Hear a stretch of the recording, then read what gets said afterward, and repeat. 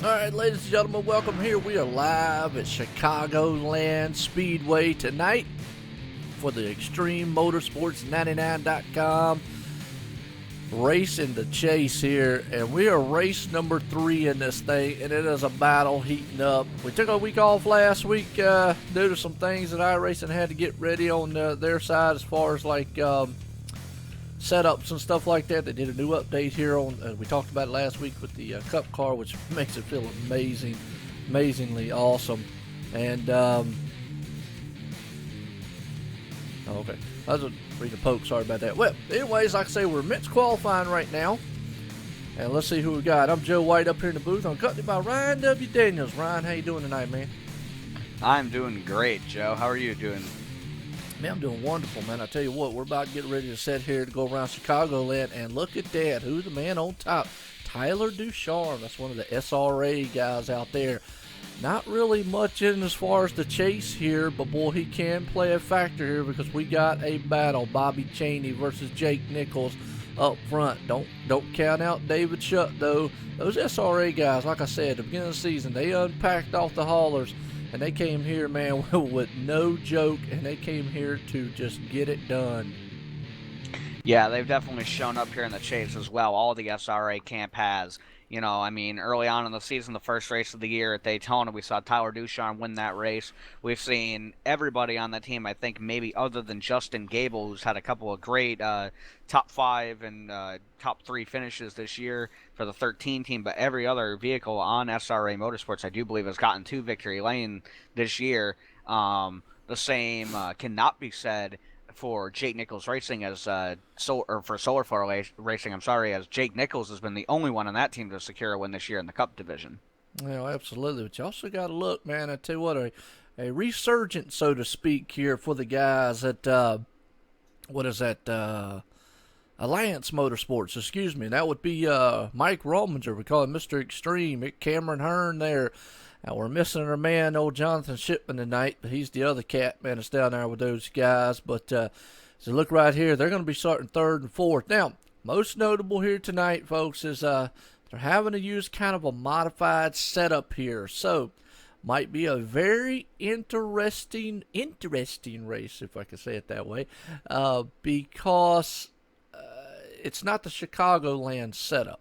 And the reason being is, and we'll go explain that a little bit, is because when iRacing did their update, they only updated the tracks that they had coming up. So they have yet to update all the tracks with setups for the new build of the Cup car. So what they had to do was they're using a modified style setup, which is the Kansas setup for everyone here, kind of similar. So that might throw off a little bit of how you drive this track, how it feels. And I don't know, it might be exciting. That might be the reason why old Jake Nichols there, we might see the kink tonight, might see a new winner. Yeah, it's definitely possible. I mean, you know, we take a look at the guys who are entering in, by the way. A couple of late entries, Aiden Young and Jonathan Shipman have actually just joined the server. That currently puts the field at 24 cars tonight so far. 24 machines. I call them the monster machines out here because, boy, these things, when they get together, it's a rumble. And, man, it's like thunder coming around the track here, pounding the asphalt. These guys, man, are awesome when they're stepped side by side around here, banging through the gears. I want to appreciate all the viewers out there. As always, missed everyone last week here at Extreme Motorsports 99.com. And it's awesome. What's going on, Stacy? How you doing? Timothy, everybody out there tonight as we're getting set here to go green flag racing. Ryan, get pumped up. We're sitting here. This is awesome. Yeah, you know, it's going to be very exciting here tonight. You know, obviously, like you said, Stacy knows who you are. Yeah, either Stacy does know who I am, or this is just ironic that this joke continues. Because I'm really beginning to just consider going into leagues and having them have that be my name. Because if it really is that close, and I'm not thinking it's that close, do you know how many people I could punk with that? I I'm not sure. I'd have to get a side-by-side audio comparison between the two. Have yours on one on the other. So, how many laps are we looking at tonight, Ryan? Tonight, Joe, we have 147 laps Okay. at Chicago. The track conditions are mostly cloudy, 75 degrees, and the track temperature is 86. So that's going to make the track a little bit slick, I would say, and on a modified setup, I can't even begin to tell you how the cars are going to handle. Yeah, well, and that's our key right there, folks. Is for the first time I'll actually say, and I think Ryan will say, is we just really don't know how these cars are going to handle around this track on this setup that they have and whatnot. But tonight, we'll tell you what, 140 some laps around this. I believe this track is about a mile. This track is another one of NASCAR's what they call cookie cutter tracks. It is a mile and a half. Okay, mile and a half. So definitely, man, we're going to see some speed here, but it can be a very, very tricky track. As that top middle groove is where you probably want to run. Normally is where you want to run here. Like I say, with the setup we got tonight, who knows what they're going to try to do. The guys are probably going to try to hit that bottom and go there, but cameras out there talking about lots of cars could be in the wall. Got Aiden out there. Well, Stacy, I want to welcome you here. You said it's your first night here. I appreciate it. I'm gonna ask, do you have a favorite driver out here in the field? As we'll go through the rundown order here shortly. As right now they're amidst their drivers meeting as they do their qualifying. They have a drivers meeting here, but we want to welcome all the viewers OSR Network here live tonight, Chicagoland Speedway for the Extreme Motorsports 99.com. We're here, race number 3 of the chase. Folks, we got 2 more after this to go, and we're crowning a champ this season here, and it's going to be awesome. But we're live tonight, YouTube, Facebook Live, and Twitch. And you can also, who you out there thanking? Oh, I was thanking Stacy for the comment. Oh. Brad K is in the house. This is cool. Absolutely. Well, I tell you what, man, tonight it's going to look like no others. Here we're at Chicago. And I call these the monster machines. I call them that for a reason, man, because it's full-on power. This is the best of the best that Extreme Motorsports 99 has to offer here tonight, and we're about to see it here live. All 140-some laps of it here, and I'm looking forward to it. So, says I'm a racer, just checking things out. Top woman driver. All right, I hear you. Well, then, I tell you what, run on over to ExtremeMotorsports99.com and sign up, because they got a new season starting up, and you'll see me and Ryan next season on Wednesday and Thursday nights calling the action here. And they have an Xfinity, they have a truck, Xfinity, and a Cup Series. They also have a K&N or ARCA, whichever one you want to call it, series on Mondays. And I think they're going to explore a little bit with the dirt thing. So, got a vast majority of whatever you want to try out over here. And it's kind of cool, man, the things that they have and the things that they're looking at. But I love the Cup cars, man. I love the power. I love the sound, Ryan. Just the speed that these guys bring with this stuff. Yeah, it's going to be crazy here tonight. I mean, it's kind of what I saw Cameron Hearn right in the chat there a little bit ago. These guys are having a lot of trouble off of turn 2 so far, which kind of normally here is something that does happen here at Chicago. But given that, again, this is a modified setup and it's not necessarily designed for this track, it's not surprising to me. And I think you're going to see a lot of the trouble spots coming out of there. Hopefully, we're not going to see too many, and these guys will be able to figure it out. But early on in this race, I think we're going to see maybe a couple, 2-3 cautions or so with guys who are just going to be either getting loose or getting really tight. Because, again, I haven't really seen enough of the practice or even driven the car myself to give any kind of indication as to what I would think these guys would be experiencing coming through these corners, especially on a setup like this. Because down the straightaway, it doesn't really matter.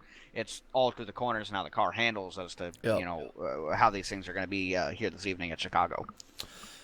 Well, Timothy says we're going to light the fires and kick the tires, ladies and gentlemen. We're going to get set here tonight, Chicagoland, for Extreme Motorsports 99.com. And I tell you what, if we can't get you fired up, there ain't nobody to get you fired up, because these guys are about to thunder around here. We got 20-some of the best here in Extreme about to do battle here for 140-some laps here. And you want to hear some exciting racing, you checked into the right place here at OSR Network. Folks, Joe White here. I'm accompanied by Ryan W. Daniels. We're going to try to give you the best show we possibly can. And if we don't, well, it's free, so No harm, no foul. Yeah, it's definitely going to be a lot of fun up here tonight too. I think because these boys are ready to go. They were not expecting to have a week off last week with the issues that iRacing had with the setup. So definitely, I think these boys are a little bit antsy tonight. We're seeing a decent sized field here. It's going to be too tough to pick a winner for me here tonight, Joe, because I know we try to do that usually once a week. But I'm going to go back to something you said earlier, though. The resurgence this late mid-season for Alliance Racing Group. One of the guys you forgot to mention when you were talking about him, Cameron Hearn in third, Mike Rominger fourth, and Jeffrey Creek, who is also a driver on that team, starts top 5. So really, the majority of the top 5, even the top 10 of this field is going to be the between the SRA and the Alliance Racing Group camp. Yeah, well, like I said, you've got the best of the best teams here tonight at Extreme Motorsports. And when I say that, like I say, we've got Solar Flare, SRA, and Alliance Racing. They're all representing at the top. Now, there's some other guys in this field be like, hey, look, guys, don't forget about us, man. We're here, too. Definitely. Week in and week out, they are. Guys like Nick Hunt, just to say there. Michael R. Mueller, man, he's out there. Damian Crump, just to name a few. Aiden Young, obviously, out there at Iceman Motorsports. So, we don't want to forget about all the other guys, but I'm telling you what, when you got a stacked house, powerhouse teams like those other 3 are, man, it's really hard. It's just, I guess it's fitting, I guess, man. ExtremeMotorsports99.com. We got some extreme teams. Yes, we do. And real quick, you mentioned Iceman Motorsports driver Aiden Young. We do want to make a announcement out of Iceman Motorsports that Aiden Young will return next season to the seat of the number 09 Toyota next year for Iceman Motorsports. Absolutely. Well, we are getting set here to grid up, folks, here tonight live. Action here, I'm gonna tell you. I'm getting pumped up here, so let's get down to the grid in order right fast. Tonight's on pole, Tyler Ducharme, part of the SRA camp there, puts it on pole tonight. Mr. Superman himself, Jake Nichols, starting in second. Cameron Hearn right there in third, Alliance Motorsports man. And then there's Mr. Extreme himself, Mike Rominger, starting in fourth. Jeffrey Creek, the new man. I call him the new one, but, kind of a new old style here, starting at fifth. Nate Trito, call him the hard charger there, starting sixth. David Shutt, the nightmare himself, he's in seventh. Tyler Sifford, Mr. Popularity, because, hey, everybody loves him, and everybody loves cookies, and he's just popular. So, starting there in eighth, and Justin Gable. There's another SRA camp guy. Boy, don't count him out. Been looking very good. Starting in ninth, and old Mr. Nick Hunt right there. The old crafty veteran himself, man, the one hair flying and rounds out the top 10. So as we look through the rest of this field here, Ryan, I am seeing a star-studded. And then when I say star-studded, I don't stutter on that because, man, any one of these guys out here can wheel these cup cars and make an exciting race. And it's just, wow. That's all I can say is wow. Yeah, these guys are going to be putting on a heck of a show tonight for sure. And seeing a lot of good depth in the field tonight. I mean, it's like we said, 24 cars going to take the starting grid. It's definitely going to be interesting to see what these boys can do. I will say the guys that are definitely going to be at a disadvantage are the guys like Jonathan Shipman, Aiden Young, and even Alan Westman. Or maybe not Alan Westman, but Aiden Young and Jonathan Shipman for sure. Two guys who did not get the opportunity to practice as they arrived late to qualifying. So not only do they have to start at the back, but they have no idea how this track is going to feel.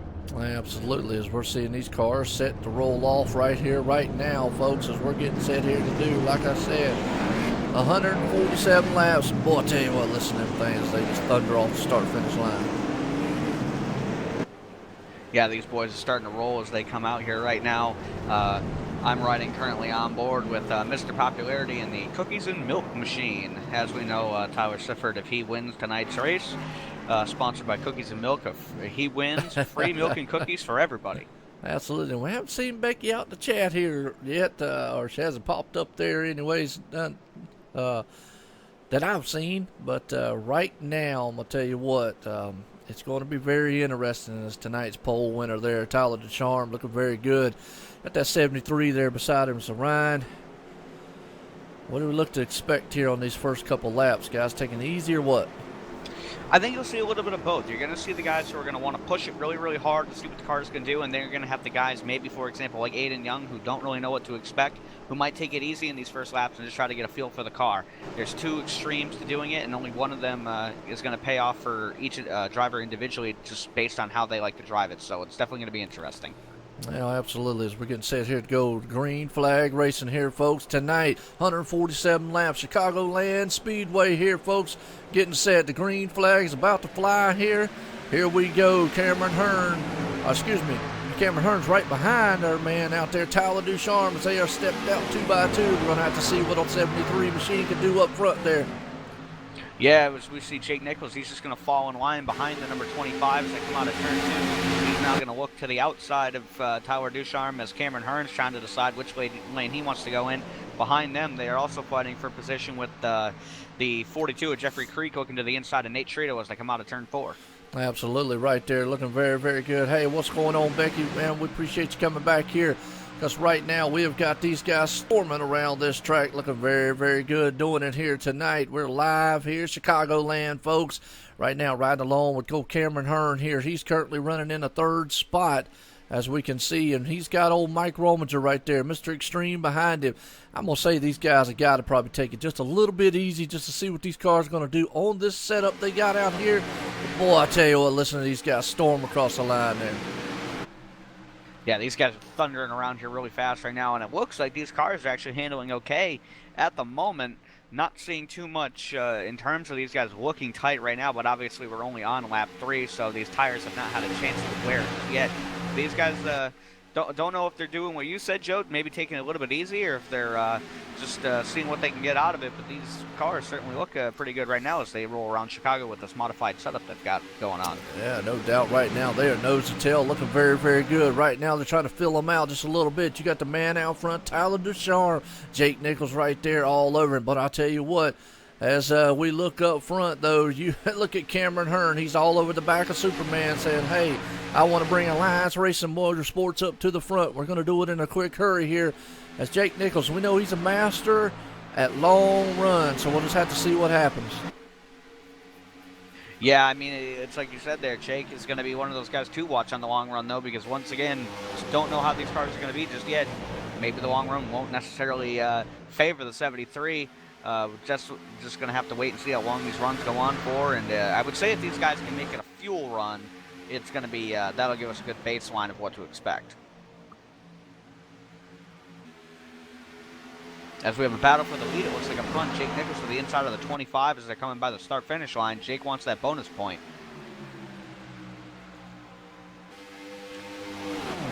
Still side by side into turn 1. Jake still to the inside. Looks like the outside might prevail, but no, the 73 is going to get a good run on the inside, and Cameron Hearn going to follow suit with Mike Rominger right behind him as well. Did I lose you, Joe? Okay. All right. I just want to make sure I didn't lose you. Yeah, my bad right there. I was just checking some sound levels out, folks. Just make sure everything sounds good, looks good for all y'all people out there. Like I say, let me know how it looks on y'all's end. Right now, we got a heck of a battle going on. 2 by 2, they door to door right there. Tyler Ducharme, he says, I got nothing to lose up front here. I'm going to try to bring that number 25 machine to the front and win it tonight here at Chicagoland. But, man, look at that. The man out front, he's got a championship to defend, and that's the defending champ here at ExtremeMotorsports99.com, Jake Superman Nichols. We talk about him a lot right now. Behind him, though, Cameron Hearn and Tyler Ducharme, they are neck and neck. Yeah, now the battle on for second, as you just said, with Tyler still trying to fight for the inside, and the 67 of Cameron Hearn right behind them. Mike Rominger, the teammate of the 67, just trying to figure out which lane to go in, who's going to go, which is going to favor him, and obviously just behind him as well. Hard charging Nate Trito going to look to the outside of Mike as they go to 3, but thinks better of it, and he's going to follow back in line. Oh, absolutely right there. Hey, folks, let me know how the sound sounds between the motors on the track and what me and Ryan is. Make sure y'all can hear us over them, because I want to make sure how the levels sound and whatnot, and I use y'all as a basis to let me know, and let me know how everything looks out there, because we're live here tonight, OSR Network, YouTube, Facebook Live, and Twitch here. And I tell you what, we are thundering around. These guys are getting very racy very early. Lap 9 of 147. Got a heck of a dang dog fight going on back here for 3rd, 4th, 5th, and 6th spot. Yeah, we do. It's a good battle back there, as you just said there. is at the 41, trying to look to the inside of the oh my goodness, the 97. Yep, that's Nate Trito. Yep. We're not used to the colors as they're actually going to get by the 67 and Cameron Hearn. Mike Rominger made the pass on his teammate. That moves Mike up to third, and Mike Rominger now looking underneath the 25 of Tyler Ducharme as they go into turn 3, but they make contact. 27's around, and now the 97's getting pile drove into it. Boy, I tell you what, that happened all right there in front of the Nightmare David Shutt, too. It's going to stop all three of those cars up just a little bit. No caution. Man, I tell you what, they are still hitting each other. Huge 25 wreck. Got turned by his teammate. Well, you know, folks, that all started up there just a little bit. We'll watch the replay. The problem is that all started up front there. Yeah, I definitely agree with you there, Joe. Tyler Sifford wasn't in it. I think it actually was. No, it all started with the 25, 41, and 97. It looks like the 25 might have got loose, and the 41 might have bumped him just a bit. And at the same time, it was two separate incidents. The 25 and the 41 made contact on the bottom, and the 54 and the 97 made contact up top. All right, calm down. Slow roll, man. Gotta get our viewers up here for you. I'm just trying to give an idea. I apologize. Yeah, they behind us. So we're riding along. We're gonna ride along with Nate Trito because I know a lot of that started there. Like we said, you said the 25 was up there. Yeah, the 25 got loose, and we're gonna watch it. We're gonna do it in slow mo here for the people to watch it and all. They got loose, and the 25 is still trying to hang on to that thing. Little damage to Nate Trito. 25, that's Tyler Ducharme. I'll tell you what, we're running here on just slow mo. You know, David Shutt's right there. Oh, and yeah, Nate Trito went up the track. Oh, he got into Lonte Ballard. So, man, SRA not having the start that they want here. But to tell you what, a huge one. Oh, 00 Nick Hunt, 67. The 7 car did also go around. Bobby Cheney is back there. Oh, does he? Ooh. Bobby Cheney's in the grass. Boy, I tell you what, that's an unfortunate sight to see right there because that's a lot of the SRA guys that just got took out right there. Wow. You know, nothing deliberately. So we want to go ahead and don't want to say that now. They do have a fast fix here, guys. They'll be able to use it, get back out there. So, awesome. Hey, what's going on, Waylon, man, out there in the chat tonight? Want to welcome you out here. This is awesome. And what's going on, Nicholas Kersell? Is that right? Yeah. That's what it looks like to me. Yeah, absolutely. I will say I'm gonna give a little bit of an update as well. The number 7 of Tyler Sifford has some severe damage to that 7 machine. He got a really big hit by the 42 once he spun around, and I do believe he hit the wall as well. Well, he looks clean now, so evidently used that fast fixed out here that they've sir. got. Mr. Cookies and Cream and the number 14 machine there. Cookies and Milk, excuse me. Cookies and Cream. I got an Oreo machine out there. Got a little excited, I guess. But he needs to get some variations. Yeah, there we go. Get some Oreos and some chocolate chips and heck yeah. No. Corresley. Or you say it, Ryan. You're the English major. I'm not an English major. I got a D-. Yeah, you're the northerner of the crowd here. So hey, Tom Freeman, man, I want to welcome you out here to the chat too, man. What's going on, guys? I tell you what, tonight already had a big one, and here's the thing: we also want to point out for all the newcomers and new viewers out there, this is Chicagoland here. But this is not the base Chicagoland package that they're using because Iracing does not have one. They had to use a modified setup. And when I mean that, they're basically using a Kansas setup. That's what they're using. So, with that said, it's going to be a filling out process for these guys. Probably going to be a little loose at times, and, you know, it's hard telling what they're going to see out here. Yeah, unfortunately, too, that's going to not take out, but it's going to definitely hinder the race of quite a few people. I mean, we're seeing some guys, obviously, like Jeffrey Creek. He is going to have some right front damage. He chose to stay out. He did tag the number 7 of Tyler Sifford there, while at the same time we also see the 54 out there. He appears to have gotten his damage fixed, so definitely going to be interesting to see some of these guys who may have decided to save their fast repair and the guys who use them already, and see what kind of effect the damage is going to play on a driver, for example, like the 42 of Jeffrey Creek as we come to the restart here. Absolutely, and tell you what, we'll ride along here with Cameron Hearn on this restart. But Stacy, just to answer your question, no Nitro. I'm sorry. Nate Trito, no, he is 2 laps down. I don't know why he wouldn't have used his fast fix. He got back out there, but showing him 2 laps down for some reason. But just to answer your question real quick there, Stacy. You asked why the bumping looked so hard. Man, these guys are flying around this track, and this is real. This is, well, as close as real as you're going to get.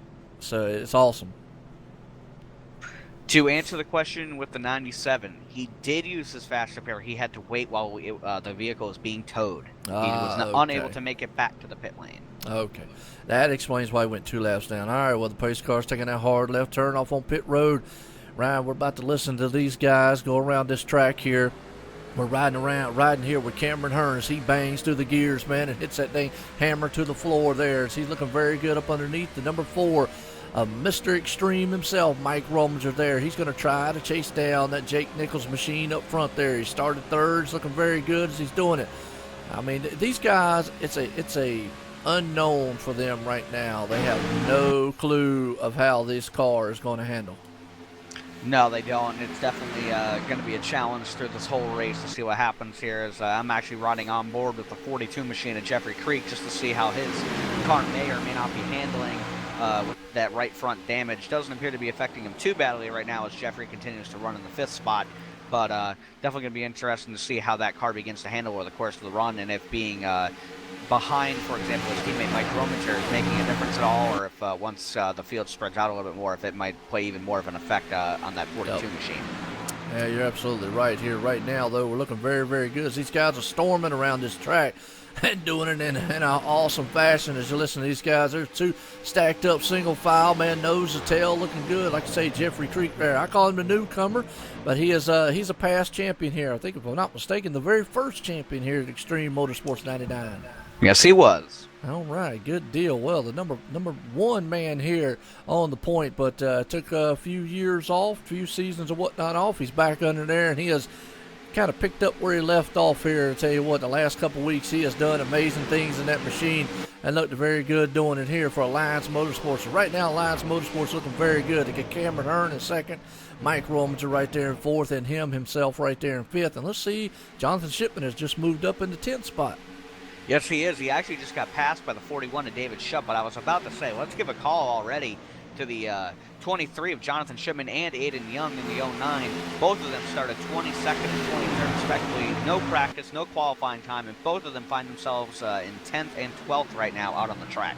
Well, absolutely right there. You're looking at Richie Evans, too. I'm checking him out. He's right there currently in 8th. Those are 2 of the newcomers, so to speak, here in the Cup division. Aiden Young, Richie Evans, they moved up from the Truck Series here at ExtremeMotorsports99.com, and they moved up here, and they're looking very, very good. Right now, David Shutt, the Nightmare, that's what we call him. He's trying to put a nightmare, but look, he kryptonite himself, Jonathan Shipman. He says, I came in late, but boy, I tell you what, I'm not starting late. I'm coming to the front in a hurry. I'm going to try to bring it up there with my boys. We got some bad, fast machines. Look, y'all can talk about Solar Flare all you want, Supermans all you want. You can talk about SRA, Sim Authority, all you won't have an authority. That's great and all, fine and dandy. But, man, we're an alliance, and we're coming here to prove it today at Chicagoland. If you watched last season, Ryan, this was about the time and the point in the chase to where Jonathan Shipman turned the wick on and turned it up a notch. Well, I'll tell you what, I had a front row seat for that battle between him and Jake Nichols. As a matter of fact, I was the driver that almost cost Jonathan Shipman that win last year at Chicagoland, because he did win this race last year. This is the race where Kryptonite earned his nickname, as he's going to make contact with the 41. Hard in the wall, too. Yes, right he there. did. I feel bad. That might have just jinxed him there, but Kryptonite did hit the wall fairly hard. That 23 machine looks to be okay, but going to have a little bit of right front damage on the 23 early on in this race. But I was about to say, I was in that race. I was actually being lapped by the 73 and 23 at one point. My car got severely tight, and I hit the wall, and I came off the wall and almost tagged the 73 and the 23 the last time they were here. So I'll bet they're pretty happy I'm not in the driver of the 13 no more. Yeah, absolutely. Well, I tell you what, right now, most notably, look at the man in 6th spot right there. That's Michael R. Mueller here, folks. Looking very, very good. Let's get a run down your top 5. Jake Nichols, Superman out front. Cameron Hearn, you call him, was it Cannonball Cameron Hearn? Or that the other used guy? to be the 87 of Chris Oh, Hurlow. yeah, that's he right. was Cannonball Chris Hurlow. All right, well, Delonte Ballard, we call him the showstopper. Now, I'm going to tell you a little bit about Delonte here just for a second as we get the top 5. Because behind him is Mr. Extreme, Mike Rominger, and Jeffrey Creek there along with him. But real quick on Delonte Ballard here, folks, let me tell you, he's not out of this chase either. He can get up there and he can mix things up. Neither is David Shutt. David Shutt is there. So even though Bobby Chaney and Jake Nichols have come up, there's not that much difference in between those top runners there that can anything can happen here. But right now Jake Nichols is making a case for I want to win. He's not got the lead that we're normally used to seeing, but maybe that's due to the fact that he just don't know how much to push this car or what to do with it yet. Yeah, I'm not 100% sure myself. What I do know right now is it definitely looks like we're out here. We've got these guys battling really hard in the up near the front as everybody's trying to catch Jake Nichols, who is just putting on a clinic as he usually does early on in this race. But I would say for sure that you're starting to see separations in groups of the drivers that are finding the setup to their liking early on with a guy like Jake Nichols, maybe Cameron Hearn, Delonte Ballard, and Mike Rominger. And then you look back and you see the next group closest to them is right back there, Mike Mueller, Jeffrey Creek, they're near each other. And behind them you got Tyler Sifford and David Shutt also running in a group. So these guys are just kind of spreading out. And then the next biggest battle we have on the track is basically for 9th, 10th, and 11th between Aiden Young, Justin Gable, and Alan Westman, all battling to either stay in the top 10 or get into the top 10. Absolutely, right there. Good battle right there. Aiden Young sitting in 9th, Justin Gable 10th, Alan Westman there's in 11th.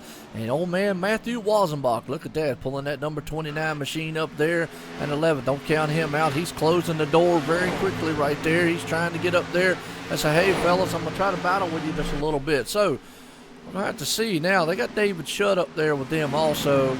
Kind of a little bit gap, but man, you're right. Between Aiden Young and those guys, cats right there, they're doing a very good job as they're about to hammer each other, man. They're going down side by side into the turn number 1. Yeah, these guys are battling really hard right now here. We got the 42, as you mentioned. Actually, it's the 54 to the outside of the 42, and Jeffrey Creek, even with that damage, does appear to be able to make moves in that machine. So it doesn't appear that the right front's hurting him too much. It makes you wonder if the 42 ever comes in and gets that right front fender pulled, how much faster is that number 42 going to be? Absolutely. Well, I'm still back here with this battle we're talking about back here at Aiden Young and all. Because right now it's a heated affair. It's now 4-car machine here. You got Aiden Young on the outside, the 13 on the inside of Justin Gable.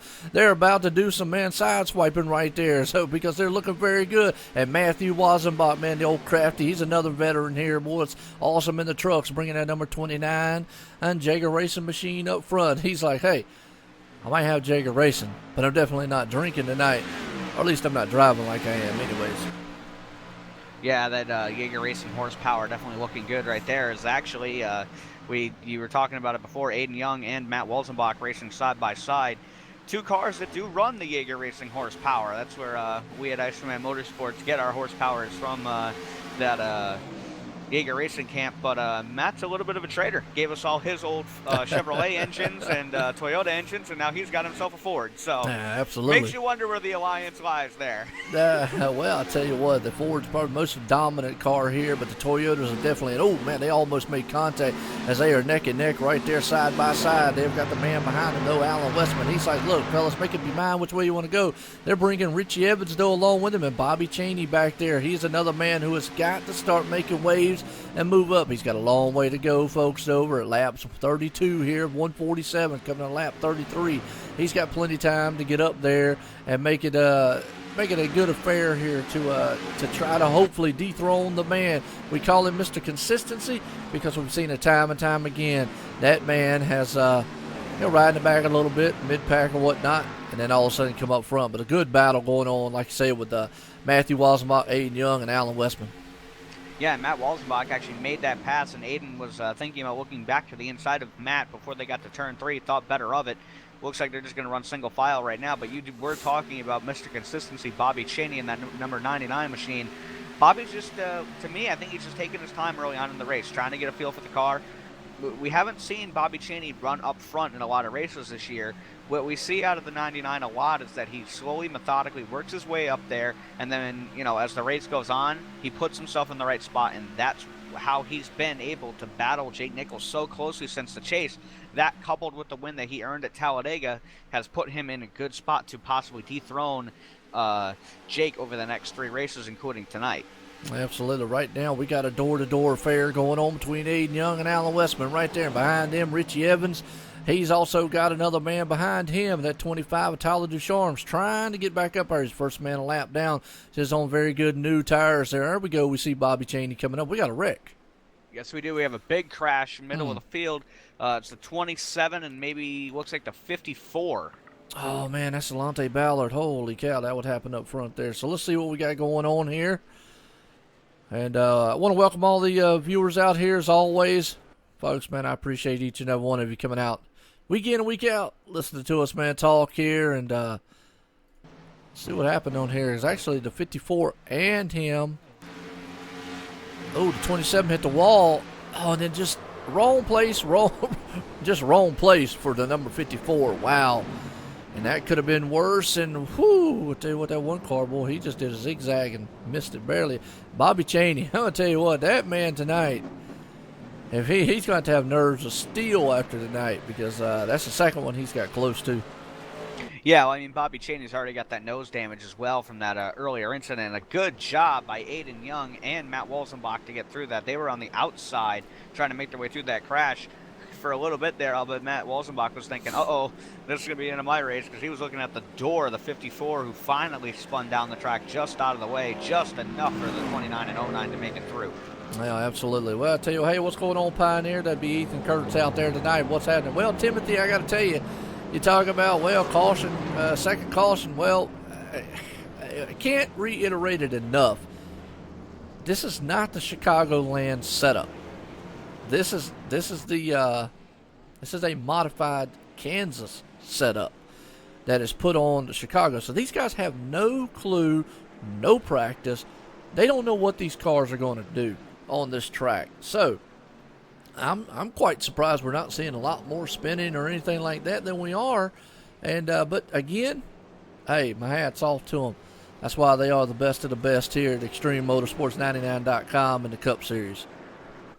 Yeah, I mean, you know, you talk about these guys, you know, out here with the second caution. One thing I did happen to notice is over that run, we kind of got a glimpse of what I think you can expect of some of these guys. Aiden Young made a lot of good passes, for example, on that last restart, worked his way up into the top 10, and by the end of the run was starting to fall back. So, for example, the 09 appears to have a good short run car, while at the same time the 29 of Matt Walzenbach didn't make very many passes early in the run, but as it went on, he started to move further ahead. So just two obviously opposing strategies and driving styles there, definitely suiting people. But throughout the whole run that we had there, definitely still had a lot of good side-by-side racing, and these guys definitely appear to be able to pass one another without too much of an issue right now. Yeah, absolutely. Right now, these guys are looking very, very good. As I said, James Thorndike opted to stay out. Yeah, it definitely looks like the 59 decided to stay out, try to get a bonus point here. Going to be rather interesting if the 59 does not choose to pit, though. Absolutely. Well, want to welcome all the viewers over there on the Facebook Live side. As always, checking out here just a little bit. I know we got 5 comments over there already, and I'll try to get to those comments if I can. I don't know if I can or not. Let's see if we can here. Was that Brad Kozlowski in the background? Yeah. Yeah, just looking at it. I joke, folks. I joke. And we do have the 59 coming into the pits. Well, I want to appreciate Rusty Snyder, who was watching over on the Facebook side. I just actually read the comment, and he said the main commentator. Sorry, I don't know your name. I guess I'd be Joe White. I really don't look at Maine and Co. and all that, but says I got an awesome voice, like an old school Benny Parsons voice. So I've heard that time and time again. I've been known to say people sound like Barney Hall and all that. So I do appreciate Which it. you do. And I appreciate the viewers, man. That's another thing, Ryan. I talk about it week in and week out as we're under caution here tonight. I appreciate the viewers because, man, it's the viewers out here that make this thing, make OSR Network, make it what it is for the leagues and whatnot. It's awesome. Yeah, without you guys, we're not up here in the booth, so definitely want to appreciate each and every one of you, whether it's your first night here or your 100th night with us here at OSR Network. It definitely means a lot to us to have you guys here. And while we're talking about what our awesome viewers have done for us, we are one away from 430 subscribers on YouTube. Awesome. Well, and that's another thing as we get set here to go green flag. We'll talk about that here shortly as we get back here to green flag racing. It's going to be lap 40 of 147. That pace car takes a hard left turn off on pit road. You're going to hear these thunder and roar. I call them the monsters, boy. These are the monster machines. These guys, man, pound the pavement with the sound coming down through here in turn 1. They are stacked up 2 deep. Some of them almost trying to go 3 deep, but they are all nose to tail. 2 back. Jake Nichols, Superman flying high, going to the front there. He's got Jeffrey Creek, though. That's the newcomer. I'm going to call him the newcomer for a while here until I get really new. But he's got 5-hour energy, man, on the car. It might have 5-hour energy under the hood. Heck, you might have some 5-hour energy drunk before the race, because right now he's definitely got enough energy maybe to run down Jake Nichols tonight. Yes, he does. Definitely appears that 42 is on a rail right now. But how about the move by the 09 of Aiden Young? Restarted in 10th spot. 1 lap is jumped up to 6th. He was able to pass both Matt Walzenbach and Mike Rominger as they went through turn 1 and 2 on the restart there, because it didn't look like the number 4 might have got the best restart he wanted to. And now Walzenbach is also going to pass Mike as they go through turn 3. That's going to move the number 29 up to 7th spot. Well, absolutely right now, folks. We got an extreme battle for ExtremeMotorsports99.com happening up front. Jake Nichols, a man trying to check out of here and say, see you later, fellas. Right now, Jeffrey Creek there in that number 2. He's got Cameron Hearn, man, Alliance Motorsports. Don't count out the man, though, sitting there in 4th spot. That's David Shutt. We call him a nightmare because that man, he'll make you have nightmares when he's done with you after the race. But, hey, look at that, Mr. Popular. Hey, well, we know why he's popular. Hell, heck, everybody loves him, man. It's awesome. And the man running around with a popular. cookie. He's popular. He's got a cookie machine. Why can you not be popular running around? Right behind him, you got Sun Energy there, the new man on the block, new kid on the block, so to speak. He's actually, I call him the rookie here because the first season here in the Cup Series. Aiden Young right there looking good in 6th. Matthew Wassenbach following in the footsteps of it. And Mr. Extreme right there, Mike Rominger there, door to door, trying to wheel it around this track. Yes, they are, and it's a good battle everywhere right now out on this track. But once again, we're starting to see these guys in their smaller groups starting to separate themselves. Jake putting himself about a little bit of a distance out in front, but that 42 of Jeffrey Creek definitely looking strong as the number 7 looked to the inside of David Shutt as they went through turn 1, thought better of it. Going to try to see if he can't get a run down, going down the back straightaway, but definitely looking strong. Strong is Tyler Sifford there in the number 7 as well after being involved in that early accident. What is it not liked about Sifford? Hey, I don't know. The man, Tyler Sifford's a good kid, man. That's Becky Sifford out there, folks. That's his mom out there in the chat. She's week in and week out pulling for her son here in that number 7 machine. Right now looking very, very good in the 5th place spot right here. But I tell you what, it is a freight train right there from 2nd on back to 5th. Them guys are hooked together, man, very, very tight. Man, they got a chain link going around here.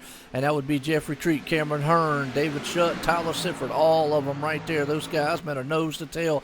Just flying around this track trying to run down the Superman. Now they fan out, man, like an accordion. Wow, and I don't know what happened to Jeffrey Creek there, but they almost went 3 wide through the trial. Well, Jeffrey Creek's now stuck on the outside.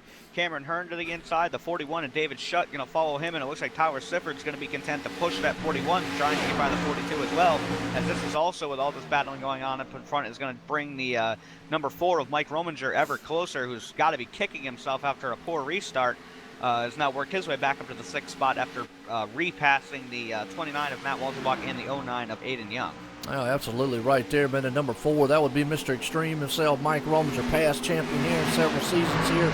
Right now, we're seeing an extreme battle going on up front here. Cameron Hearn right there. He is going to try to do what he was doing earlier, try to run down the man out front. We call him Superman, Jake Nichols. And the reason we call him Superman is, hey, just look at the past OSR Network videos of last season. You'll see what we're talking about. The man is simply amazing. Well, yeah, look at his car, too. Yeah, he's just simply amazing out here. And we can't get enough to talk about. But I'm going to tell you what. SRA camp has stepped up this season right now. You got David Schutt, the Nightmare himself, coming up front in Sim Racing Authority. And like I said last week, they came here with an authority in the chase. They unpacked those cars and they said, look, fellas, we're landing down here and landing at ExtremeMotorsports99.com. We come from the SRA side of things, and we're bringing our Toyotas and we're bringing our Chevy and we're bringing our Ford over here, and we're going to show who's solar flare. We're about to put the lights out on some solar systems, and we're over here talking about Alliance. We are the Alliance Sim Racing Authority. Yeah, I will say, though, to be fair, I understand that a lot of the SRA boys have had some accidents tonight, but the only SRA car currently even in the top 10 is David Schutt running in 3rd, but the primary drivers that are in the top 10 right now are all of the Alliance Racing Group, with Cameron Hearn in 2nd, Jeffrey Creek in 4th, Mike Rominger in 6th, Jonathan Shipman in 9th, and Richie Evans in 10th. Well, I tell you what, Ryan, I'm going to just throw my break here just for a second to ask you a question. What do you do? I mean, we're on a modified setup of Chicagoland Speedway here tonight for ExtremeMotorsports99.com, but we're on a modified setup for the Cup car, which is a whole different build that's only been out for 2 weeks so far. But along with that, also, what do you do for your psyche, mental, to know that Jake Nichols can still just come out here and run like he's running?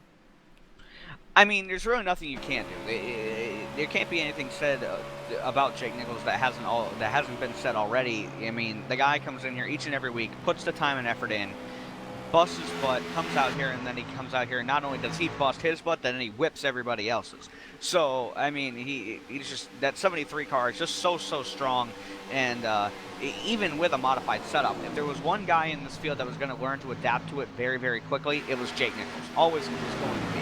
As we're actually about to start seeing a battle here between the 7 and the 4 car for a 5th spot. Mike Rominger has caught the 7 of Tyler Sifford. But, I mean, what does it do for your psyche? It just goes to show. You kind of had an idea of the guy. If you're a driver in this league, you have to be thinking to yourself, okay, Jake was going to figure the car out at some point. It wasn't a matter of if, it was when. So now you think, okay, if he's got it figured out, what does he know that I don't, and how can I beat him? Well, absolutely. Right now, that's been the number one million-dollar question is how do you beat him? And the reason when we say that is because if you go back to last season, the man won 10 races here at Extreme Motorsports. That's out of 15 races, folks. He ran 3/4 of them. He won. So, yeah, so far this year, he's already won about 6 or 7. So, he's back at it again. Not as dominant as he was last season because, like we say, we've got a lot of good guys here. As I want to go back here to the back because Aiden Young's in a heck of a battle duel right there. Jonathan Shipman, well, I'll tell you what we call him, Mr. Kryptonite. He's like, man, I want to get up there. He takes a 3 wide off the turn. Yes, he does, and that's going to slow down the 29 as well, giving Aiden a little bit of room as they go into turn 3. But in front of them, it's also side-by-side battle, Mike Rominger and Tyler Sifford. And as long as those two are side-by-side, that may, in fact, bring Aiden Young, the 23 of John Shipman, and the 29 of Matt Walzenbach ever closer if these three can get it sorted out before the 4 car is able to make the pass on Tyler Sifford. Absolutely. Mr. Extreme says, hey, look, throw me a cookie out the window as I go by there. Tyler Sifford, man, as he takes that spot away from him in the 5th spot. Tyler Sifford drops down to 6. Right now, looking very, very good here as he got a heck of a battle. That's Jonathan Kryptonite Shipman right there. He's looking on the inside of the new man around here, and that's going to be Aiden Young, who is looking very, very good nonetheless there, as that's a good battle going on. He's got Matthew Wazenbach. He's got his hands full with that man. Matthew Wazenbach is kind of resurges. And he's not really liked the Cup car, but all of a sudden jumped back in that thing and has said, hey, look, this is awesome. Yeah, the new build has definitely favored drivers like Matt Walzenbach, the kind of guys that are really good at saving their tires over the course of a run.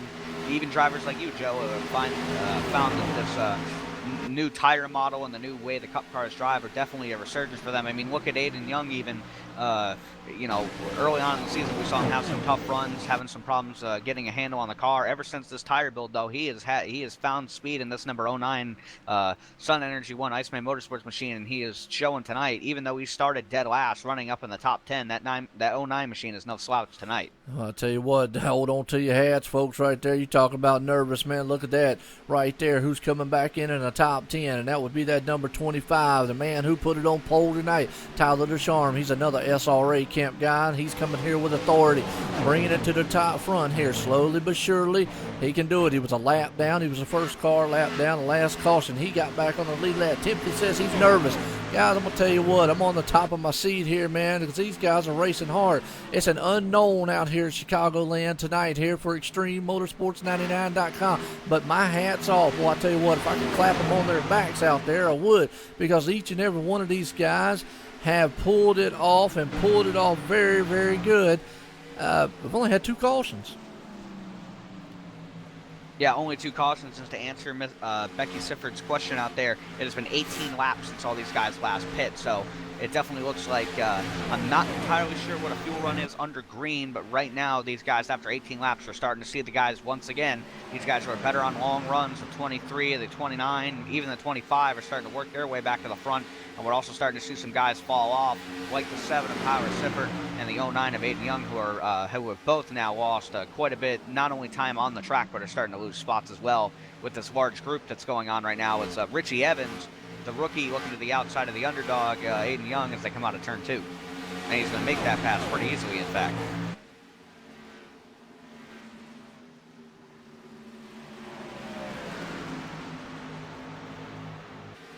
And we're still side by side up in front of them. The 25 is to the inside of the 7 of Tyler Sifford as we come across the line here to take lap 61. Matt Walzenbach trying to figure out which lane he wants to be in, and I'm going to assume that the outside line doesn't appear to be coming in, but some of these boys look like they're having to start to run up there because of the tire wear, Joe. Yeah, absolutely. Sorry about that. I was checking that thing out again. It's extreme excitement right now. Tyler Ducharme is a man on a mission. He's wanting to put it up there. Right now, he's got Tyler Sifford. Get to me, Tyler's out here. You got Tyler Ducharme, Tyler Sifford. They was right there side by side. Now Matthew Walzenbach in a good battle there behind him. But I'll tell you what, man on the moves, that number 25 machine. He's looking very, very good. Right behind him, though, we got a wheel-to-wheel battle going on between the 7 car and the 29. Looks like the 7 says, hey, a little better than I am right now. But right now, we're starting to see some guys that are very good on tires. Very patient on their tires, bring it to the front. Most notably, I got to give a really pat on the back there to that number 3. Richie Evans done a tremendous job bringing it up. And guess who? In 11th spot. I'll let you say it.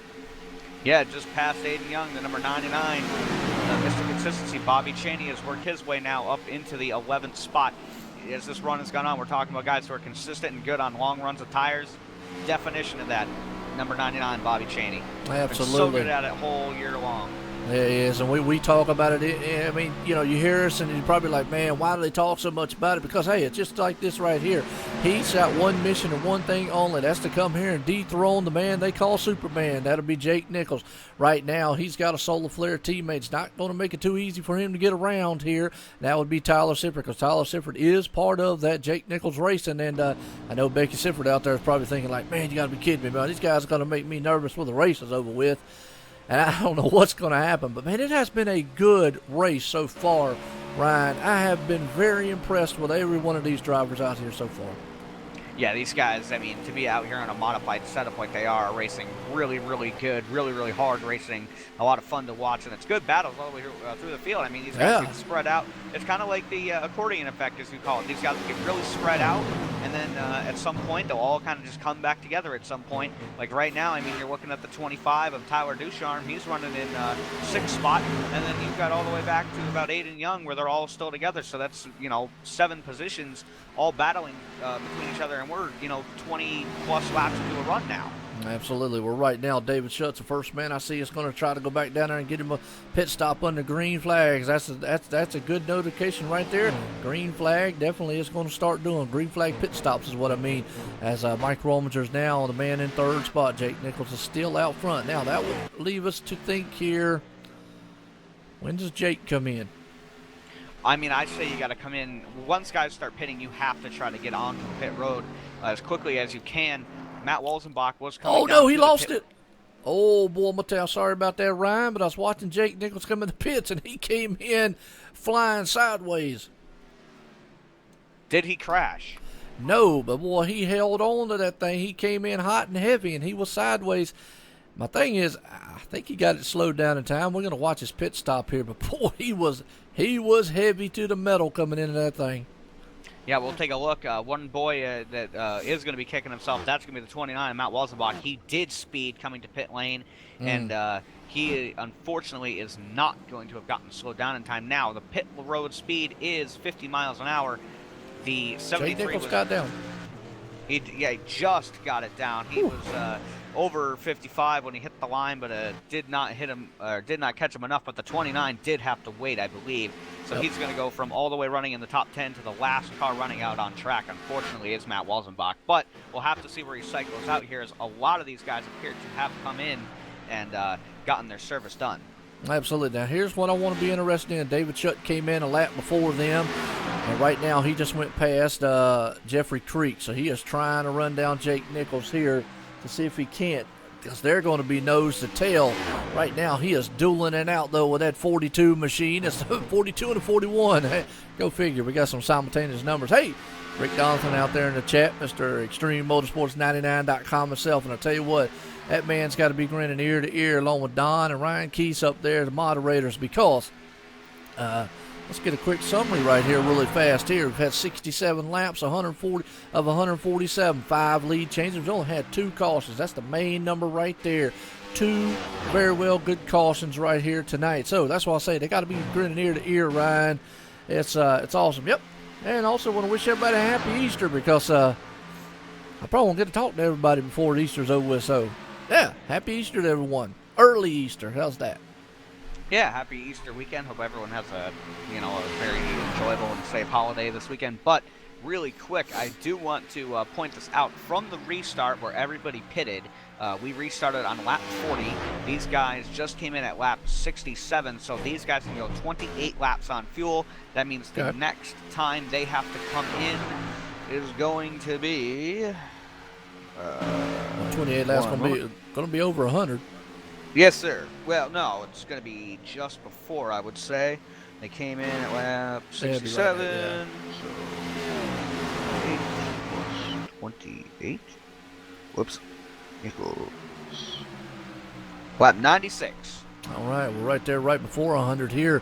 So right now we're at lap 71 of 147, folks. I tell you, this has been an exciting race here, an unknown for us up here in the booth. I'm Joe White up here in the booth. As hey, check it out, we got Michael Knight out there. That's Knight Rider himself with the kit car.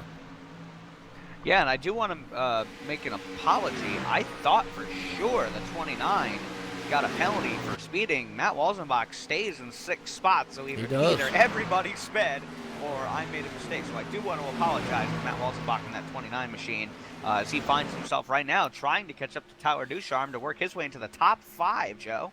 Absolutely. And right now they got Nate Trito, the hard charger, right behind him. He is still trying to grind it out here tonight. He's the first car lap down, so caution comes out or whatnot, he'll be the man, get the lucky dog. That's what he needs. So right now, you've got Matthew Walzenbach, Mr. Extreme Mike Rominger right there, and then don't count out that 23. I tell you what, that guy, man, comes out of nowhere. We call him the Kryptonite. He's out there throwing rocks and trying to be just mad at the steering wheel lap after lap, but looking very, very good. I am very impressed with Matthew Walzenbach and that Jager Racing tonight. That number 29. Can't talk enough about him. Can't talk enough about any of these guys out here, because it's been an awesome race so far. Had a week off last week. Didn't know what was going to happen here. But ExtremeMotorsports99.com, the Cup Series here tonight, has put on a heck of a show at Chicagoland here. And Pioneer out there says he's shocked.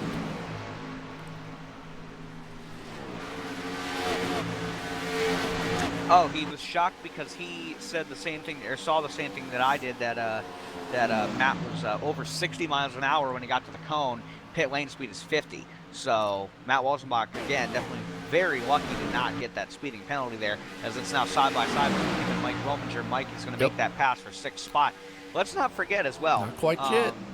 Yeah, it's still side by side as they go through 1 and 2, and Mike does look like he's going to make the pass as they come out of the exit of turn 2. But Matt Walzenbach, this is statistically, other than restrictor plates, this is Matt's best track. He loves it here in Chicago. So honestly, to see that 29 machine up in the top 10 like this isn't too shocking. And if Matt thinks he has anything for them late in this race, look to that 29 to maybe be the guy who could upset the field. One of the guys who isn't in the chase that could definitely take the win here tonight at Chicago. Well, here's another thing I have noticed. We talked about it in the post-race here before the race started here, folks, was Chicagoland is normally a middle-high groove style track. Like I said, we're running a modified setup here of a Kansas-style setup here tonight.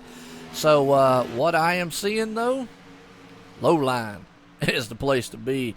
And the high line's just not working. Everybody's got up on the high line and got stuck up there. It's just, unless you've had very good tires and a very fast car and got the right momentum, it's not the place to be. So the low line has been where it's at. Kind of quite the opposite of what this track normally brings. Yeah, I'm going to agree 110%. The outside line is definitely not the place to be, and we're still seeing a lot of the same characteristics of Chicago in that if you get to the outside just too high, this thing is getting very tight, and these guys are still getting in the wall, but these guys are able to get it right to the bottom of the racetrack, and if you get stuck on the outside or your car, loses the handle and you can't hold the bottom, that's when we're seeing these guys going back. Like, for example, the 7 car of Tyler Sifford, we saw him on the last run. Tyler now finds himself in 9th spot, about 3 seconds behind the battle that is going on in front of him with Mike Rominger, Jonathan Shipman, and Matt Walzenbach.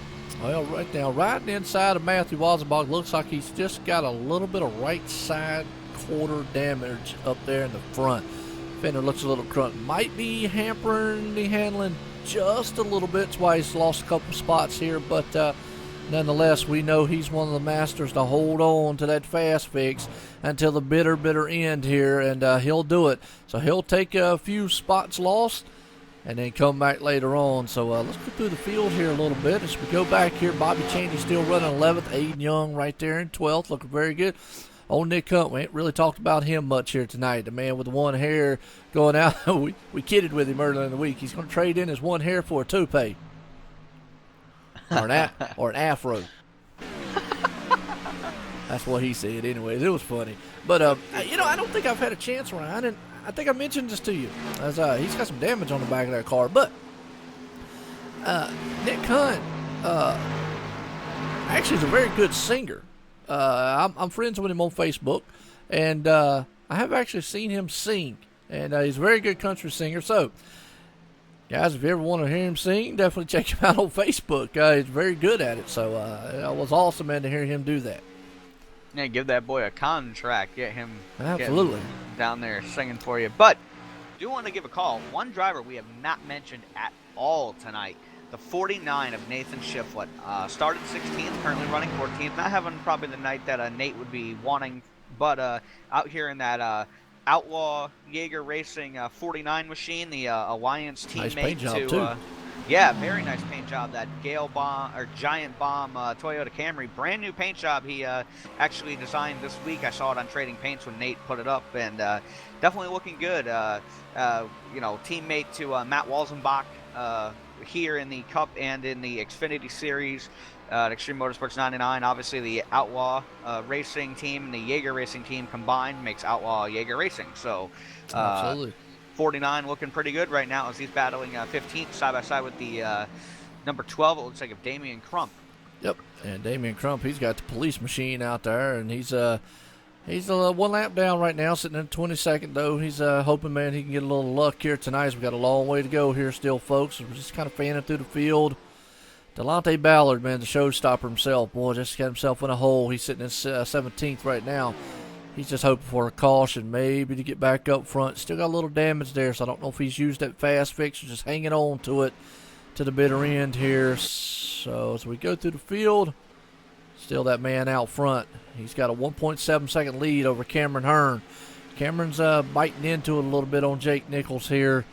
Old Jeffrey Creek, though, lost a little bit there as they did their pit stops. So we're kind of spread out here field-wise. I'm looking through a little bit, Ryan. But nonetheless, it's been a darn good one, and a lot of stuff's happened. Yeah, really the closest battle out on the track right now is going to be the area where we have Tyler Sefford, Justin Gable, and Bobby Cheney back 9th, 10th, and 11th. Interval-wise, they are the three closest to each other. But then again, you also have Mike Rominger and his teammate Jonathan Shipman, who continue to try to run down the 5th place car of Tyler Ducharme. And I do believe that if the 23, who appears to be faster than Mike, does catch him, that Mike would probably just let him go by. As these guys are, it's still early in the race. Mike Rominger and these guys realize that there's still a little bit of time to go yet. Gotta say this, the racing we've seen tonight is very good racing that we've seen. The guys have gotten spread out, but they've been out there hammering on each other, man, lap after lap also. But they've been very courteous, and also I'm gonna throw an ear or throw a bug in Rick's ear out there and say, hey man, maybe you might want to upset some of these guys' setups more often, because it has made for a very and I think a lot of it is cautious racing. I don't want to use the term that these guys aren't racing, because they're racing very hard. They will lap after lap, but they're very cautious because it's an unknown to them. Hey, it's an unknown to us on what these cars are going to do under this setup, under this condition, and under this track right here. Yeah. Go ahead. Oh, I was just going to agree with you there. Yeah, I mean, these guys, I think to some respect, they do have to be racing cautiously. You can't just throw, I think early on, at this point, I think you know what the car has. And I think that's the advantage. Yep. These guys took it really easy at the beginning, kind of got themselves sorted out, figured out what they had in the cars, and now these guys are kind of settling into their own respective positions out on the track, because we're seeing the lap times very close all the way through the field. It's just certain guys have figured it out a little bit faster than others, and there may still be one or two guys searching, where does my car work best? And I think those kind of guys are the ones that we're seeing having more trouble over the course of the long run, because they're not quite figuring out what those leaders have in terms of the tires. Like, absolutely. Why is my car giving up so much after 30 laps? Right now, we'll say after last lap, the fastest man on the track is Bobby Cheney. He ran a 30.440. Mike Rominger ran a 30.49. Jake Nichols is not the fastest man on the track right now, even though he's out there. The problem is Bobby Cheney has to go through a lot of lap traffic and whatnot. But, just to go back, next week we're supposed to be, I think it's Auto Club, if I'm not mistaken. It's either Auto Club, Las Vegas, or Auto Club. I do believe we are at Auto Club next week. We are a week behind. So yes, we are. Yeah, so wherever the Xfinity ran last night, we'll be next week. Yes. And I do believe that was Auto Club. And just to let y'all know, folks, we were off last week here for the Cup Series due to the fact of the setup and whatnot.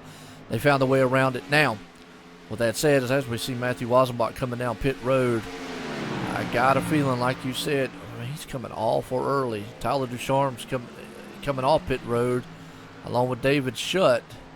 It's going to be very interesting because they're coming down pit road very early. Yeah, they're coming down about 5 laps early. These guys are short pitting. It's rather smart on their behalf. Got to give a call to the I saw Cameron Hearn in the chat. He said he was pitting. You hit the nail on the head. The 25, Tyler Ducharme, he pit. Matt Walzenbach has hit pit road, and now I'm seeing the 09 of Aiden Young. I thought he was slowing down to come in as well, but it looks like he's content to stay out there a little while longer. Very smart on these guys' behalf. Get out there, get fresh tires. Do exactly what you're hoping right now, is that 25 on fresh tires will be much faster than the group that's in front of him that he's catching. The longer a guy like Jake Nichols or one of them guys stays out on these old tires, it's more ground that the 25 is going to make up right now. Yeah, absolutely. We got to agree with you there. As right now, let's take a look at old Jake Nichols' paint job there, the Superman paint job. kind of unique. You unveiled that thing last season, and looking very good out there right now. So, the reason I bring up next week is because next week there is no setup there either. So, it's going to be another unknown and interesting. As there is no setup for the Cup cars at Auto Club next week. So these guys again are going to be last minute, last day, trying to figure out a car. And I guess somebody's just eventually going to just have to rally and say, man, can we get Jake Nichols just to get out there on 3 tires or something, man? Because, boy, when he comes to pit road this time, let's see how well he gets in this time. Coming in very fast. Oh, no, he isn't. I'm sorry. He got slowed. Looked a lot better. I think he got scared that last time because actually he looked a lot slower coming in that time than he normally does. He comes in pretty hot usually. So I think that last time when he about lost it, he thought, man, I better back it down. Might lose a little bit. I mean, he's got a huge lead. He had almost 2-second lead, before everything. So let's watch his pit stop here. And actually, if I'm not mistaken, David Shutt was the man in second spot. He's already made a pit stop. Now, the thing about it is here is Bobby Cheney's going to lead a lap. He's going to get that valuable bonus point. He needs that. Yes, he is. He's going to lead that lap. And I'm looking right now, trying to find the 25. He is going to be right behind Jake Nichols as they come out of turn 2. That 25 pit 5 laps earlier than Jake, but he is going to be right on the 73's bumper as they go through 3 and 4. Absolutely going to be a battle right here. So we're going to see if we can't run him down here. Thing about it is Jake's going to have a little newer tires. They'll cycle back to the front. He's got David Shutt right there behind him. Bobby Cheney's leading as many laps as he can. Get those valuable points and definitely, hopefully have a good finish here and not lose too much ground on Jake Nichols. He would love to see Nichols, excuse me, have a now this does make it interesting. Yeah, it does make it interesting for the chase. Actually, kind of cool, I guess, if you lack of a better word, is that with the modified setup, it doesn't really play into Jake Nichols' favor, even though we say that and he's still dominating out here today, but it really plays into anybody's because now it's an unknown to everyone. Yeah, and I will say we are going to have a brand new leader once these pit stops cycle out. Another guy who did pit same time as the 25 was Cameron Hearn. He's going to find himself just out in front of Jake Nichols. They come by the start-finish line. The first lap, the 67, is going to have led tonight. And behind them, the running order is now Cameron Hearn, Jake Nichols, Tyler Ducharme, David Shutt, and Jeffrey Creek. So we talked earlier. Whoa! The 67 got loose coming out of turn 2 right there. Good save of the 67. Yeah, it is. Right now, Jake Nichols has got to be very patient getting around him, and he will. If it takes him several laps to get around him, he will. And Timothy said he hurt his wrist. Man, I hate to see that. And we're under caution. Yes, we had a spin in turn 2. It was the 05 of Tommy and Massey. Ooh, 05 of Tommy Massey. Now that's going to shake up everything. Yes, it is. He was exiting the pit lane. Okay, let's go back on the replay here as we like to see it, coming out of pit road, and you just get back on the gas, and we're watching him come around, and yeah, he just went to go get back on the gas, and that thing just snapped. He tried to get it straight, but lo and behold, Iracing threw the caution on him before he could get it straight. Now, like we just said, this is going to make it very interesting up here. Yeah, I was just fixing to say everybody's coming into pits. You got to. Even though everybody's probably in the chat's like, well, why would you come into pits now? You got to. Because if you stay out, and I'm sitting in 6th, 7th, or 8th spot, I'm coming in. Guess what? You're going to be sitting on way older tires, and it's just not going to play in the favor. So we have 47 laps here, and you've got to come in here. And everybody does. You'd be hard pressed to find anybody who isn't going to come in. If you do not come in right now, you're basically anybody that's a lap down. So maybe Delonte Ballard, Nate Trito, guys like that will stay out to get the wave around as they're only going to have a few laps on their tires. But if you're the leaders, you had to come in right here. You had no choice. If you don't, you're going to lose a ton of time on the track the second all these guys come out. And pitting here on lap 100, we're going to be under caution for the next few laps. So that's about a 2-to-1 ratio under caution. That means the next time these guys are going to have to come in, basically right now, is probably right around the lap 130 mark. So that's going to mean that you're going to have a 15-lap or a 17-lap run to the end if that mark stays the same. So these boys do have to make one more pit stop, regardless of anything, but that puts everybody on the same pit cycle to the end of the race.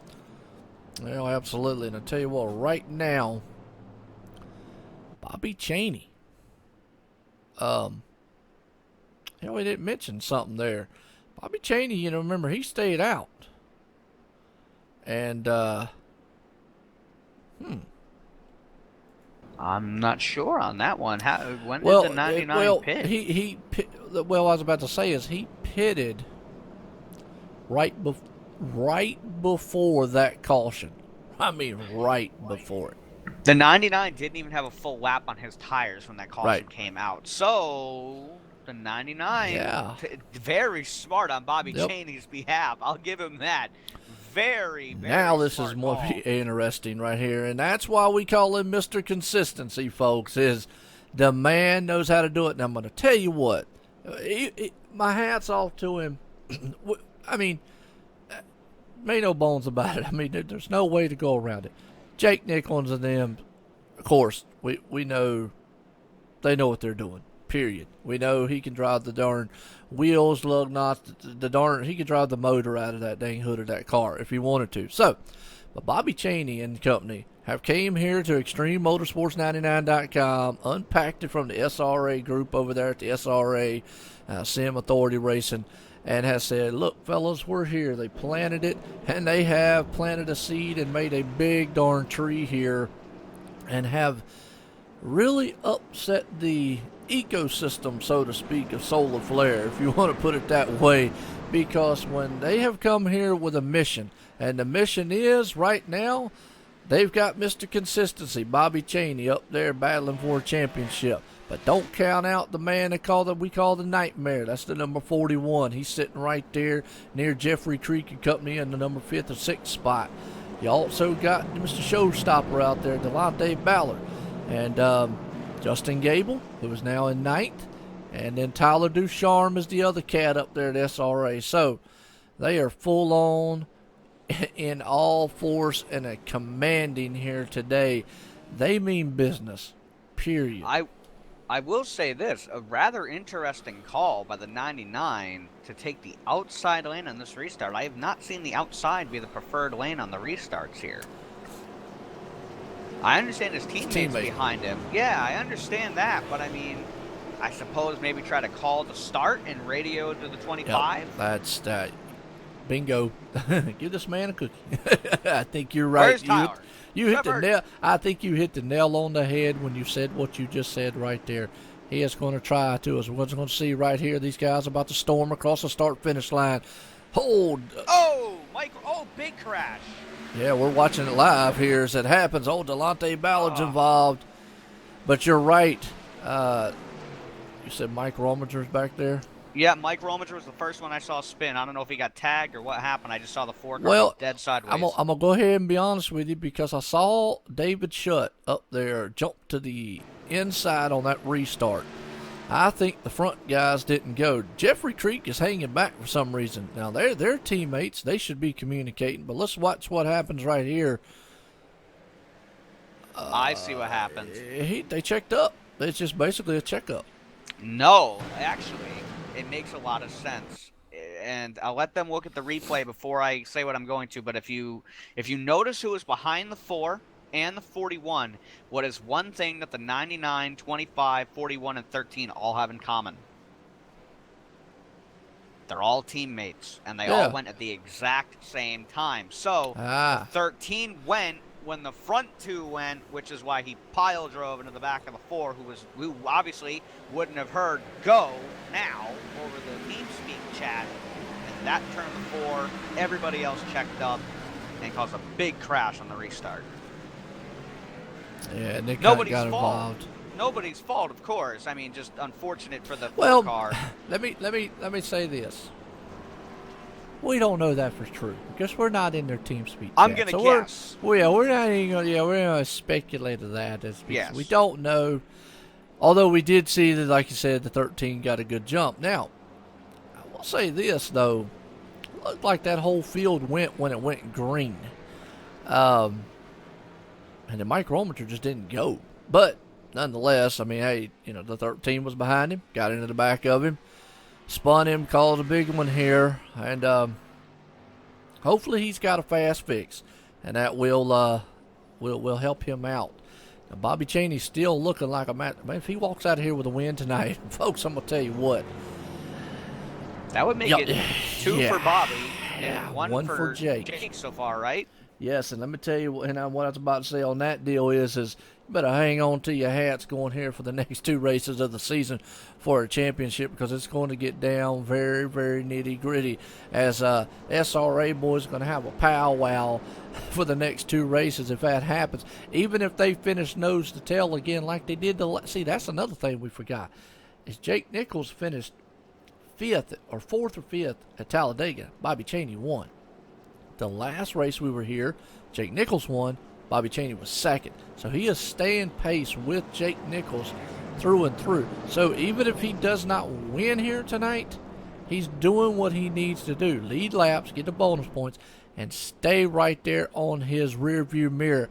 If anything can rattle the 73, this right here can. And you know what is really going to rattle the 73? We just talked about how there was, and I do want to apologize to start with. I am not trying to blame that last caution on the SRA team at all. I am not trying to do that. That's not the point I was trying to make. I just happened to notice, to me, that it looked like all 4 of them went at the exact same time. That was my visual perspective on the accident, seeing it from where I did. Now, I will say, if something like all 3 of them going at the same time again on this restart happens, Jake is going to find himself in a position we have not seen yet, because the 99 is going to restart in 1st, the 25 is going to restart in 3rd, and the 41 is going to restart in 5th. That puts 3 SRA cars on the inside lane, the preferred lane on the restart. That is going to be tough for Jake Nichols to overcome right off the start. That's at least 2 positions, if not 3, that he's going to have to try to make up for right off the bat. Absolutely. Well, got to ask, as always, I definitely like hearing from all the viewers out there, and I appreciate each and every one of you coming here tonight. OSR Network, we're live here tonight, Chicagoland, for ExtremeMotorsports99.com. I'm Joe White up here in the booth, accompanied by Ryan W. Daniels, and it's been very interesting, but we're live here, YouTube, Facebook Live, and Twitch, and you can also check us out on Twitter. I call it Twitter, but it's actually Twitter, so either one you want to call it. And you can check us online at simracingnetwork.com to get all the feel and the action of what's going on, because we're here 6 days a week, folks. Very, very interesting here at OSR. Myself, I'm up here usually accompanied with Ryan Daniels, or John T. Wimmis is up here with me, and sometimes I have some other guests up here time to time throughout and whatnot. Want to appreciate them. But I know Rick's out there listening, as he always does if he's not busy doing admin stuff. I want to get his first perspective on it. How does the stream look to you out there, sir? Let's see if he answers. I hope he does. I like to see his input. Well, I always do. I mean, he's the main guy here. I mean, the owner. He founded ExtremeMotorsports99.com, and it's up to us, Ryan, to bring the best that we possibly can, the most exciting experience we can. And tonight it has been. These guys on this racetrack with these monster machines have thundered around here at Chicagoland and gave an extreme race. And right now we're having an exciting, nerve-wracking experience for a chase right now, because last year we kind of knew. I hate to say it that way. We kind of knew who was going to win it, or had a feeling. Right now, I could say Jake Nichols is going to defend, but I really don't know. Yeah, well, I mean, when you go into the chase and you've won, 7 straight races from Daytona to Kentucky, and then back it up with, I think it was at least 3 wins in the chase. I mean, you'd be hard pressed to pick anybody else to win the championship last season, but this year we're seeing it right now, right in front of our eyes.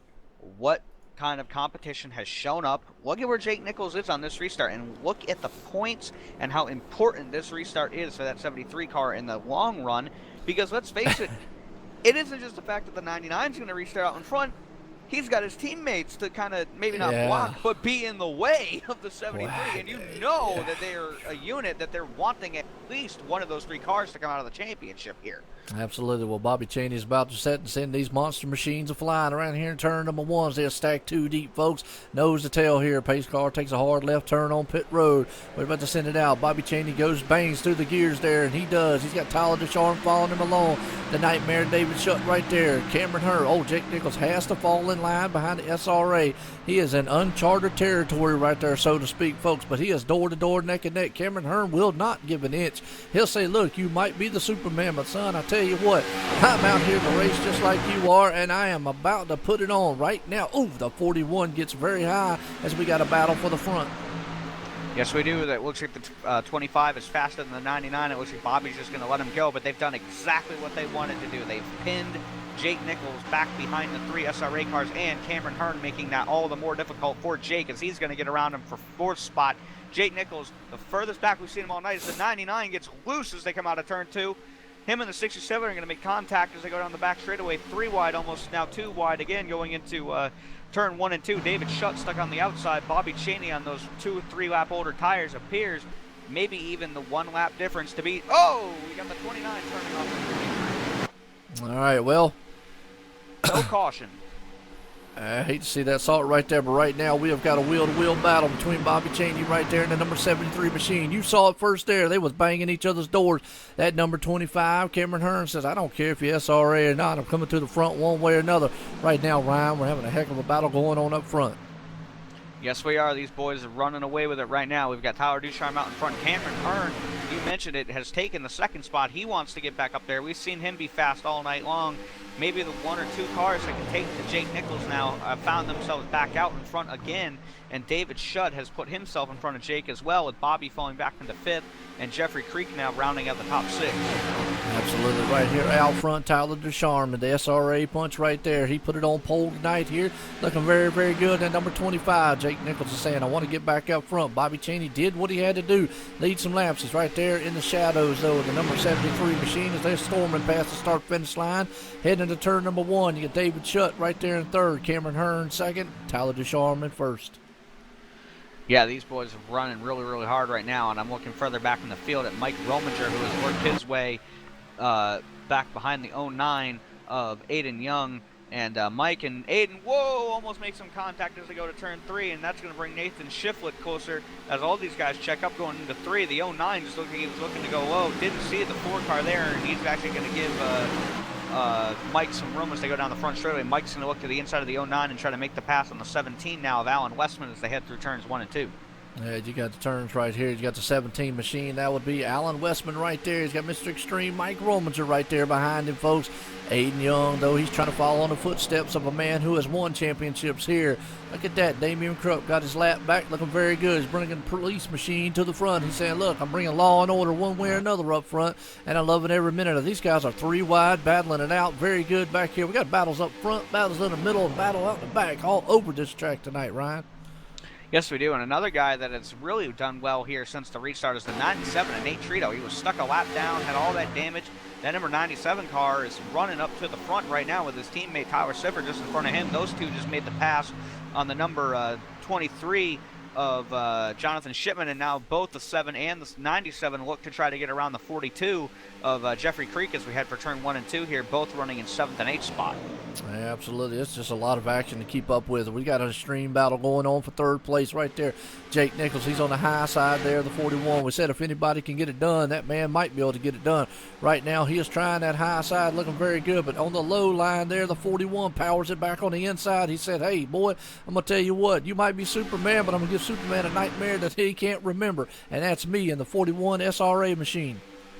Yeah, I mean, and we see the 73 trying to pinch that 41 low down on the apron there. Is the 41 trying to come back on the track, just doing everything he can to try to hold that 3rd spot, but all the while, the 67 of Cameron Hurd working over the back of that number 25 machine of Tyler Ducharme for the lead there. Those two very close competition. Is now, though, Jake getting around the 41, looking to try to get all that clean air and try to, just have clean space to get up to the back of them if they start battling side by side. Absolutely. What Bobby Chaney would love to see is Jake Nichols not win this race, finish where he's finishing at right now, because that would help him out. Not get the bonus points for a win or whatnot, but also there would be a couple more positions he wouldn't get, because right now what separates them is his teammate. And right now we are door slamming each other up front. Oh, and the 67 is going to get into the wall. He's going to come back down the track getting loose. 67 to Cameron Hearn. He's going to... Whoa! That was close. Oh, yeah, it is. No caution, Wow. but we saw that one live here, folks, as he went up there and went door to door with the 25 machine, and they actually was just beating and banging. Now, he got on pit road there. Let's go back up to the leader, because Bobby Chaney right there, he's got his hands full just a little bit.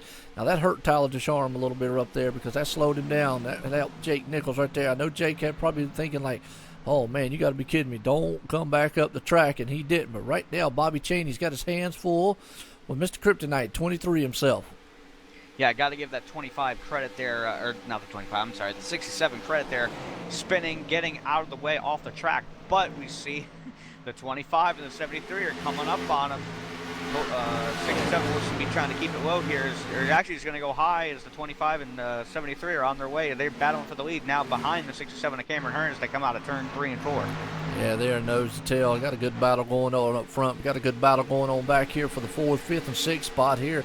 That's going to be Bobby Chaney, John Shipman right there, and Jeffrey Creek. They're all teammates. Nonetheless, there's Bobby Chaney. He is actually trying to hang on as he's on the inside there. They're door to door, neck and neck. And he's got his teammate Jeffrey Creek out looking out his windshield thinking, hey, maybe I can come up here and mess with it. And don't count out that man in 7th spot there, Ryan. That's the hard charger Nate Trito, Solar Flare Racing himself. He's coming up there in the 97. He's bringing along Mr. Cookies and Milk, Mr. Popularity with him, Tyler Sifford. Yes, he is, and I do believe we have a battle for the lead up here. Jake Nichols has looked to the inside of the 25. They're 3 wide. The 67 holding the outside, trying to maybe hold up that 25 a little bit. These two probably not very happy with each other. So 67 is going to stay high, and the 25 is going to look to get to the inside of Cameron Hearn as we go into turn 3. Well, you've got a battle going on up front. I still got a battle going on back here between Bobby Chaney, because, man, I tell you what, Jonathan Shipman is giving him all that he can handle right now and chewing it off right now. You said they are 2 wide, 3 wide. Jake Nichols, man, is going to be very cautious up there. Now we got David Shutt. He's backed it back up to Bobby Chaney's. He's ran his teammate back down. We'll see if the teammate gives way just a little bit to the 99, as he's got his hands full as the 23 steps it back down on the inside. At 23, man, there's a madhouse there. He knows that he's got a fast machine. These guys are turning the wick up. We're at lap 122, man, of 147. Look at these guys fly to the front. Yes, he is. I mean, we talked about it. Jonathan Shipman, the Kryptonite machine, trying to get up to the front. We saw it here last year. This was the race. This was the track where Kryptonite earned his nickname, beating out Jake Nichols in what was a great race that night, and looking to try to repeat it here again as the 42 is around behind him. Yeah, and unfortunately, that right there was a case of just some hard racing. The caution's out, folks, but that was a case of hard racing. We'll go back and watch it again here. I was watching that battle here, and these guys were heating it up back there. They were just hammering on each other lap after lap here. Jonathan Shipman made that move up underneath. Jeffrey Creek was right behind him. The problem is David Shutt. He found an opening. He took it. He drove that car down there. The 5-hour energy had no choice. He checked up. Nate Trito tried to check up. Man, it's just a very, very light tap. I mean, it just wasn't much of a tap. And it just basically was some hard racing going on back there, Ryan. Guys was putting it to the wind. Yeah, I mean, these guys have been battling hard all night long. Now, I do believe we're going to see everybody come into the pits here for what will be the final pit stop of the night. You'd be hard-pressed to stay out at this point. I mean, we're coming here lap 122. I'm sorry, lap everybody's coming. Let me look. I don't even know what lap we're on. We're on lap 124. Yeah, we're coming to lap 125. That's going to put us 22 laps to go. These guys are definitely going to be able to make it to the end from this point. So it'll really just be later on in the run do you come in and take tires later on. But the 25, 73, everybody on the lead lap comes in. These boys are going to be making what could be the last stop of the night. It's got to be perfect. Yeah, this is actually probably going to be, so to speak, the money pit stop right here. Jake Nichols overshot his pit box right there. I was just going to say that. I was in agreement with you. The 73 did. He slid the box, had to back up just a little bit. That's going to cost him some time. And we see the 12 car of Damian Crump going to put himself out in front. Jonathan Shipman beats them all out. And the 41 looks like he might have gotten fourth.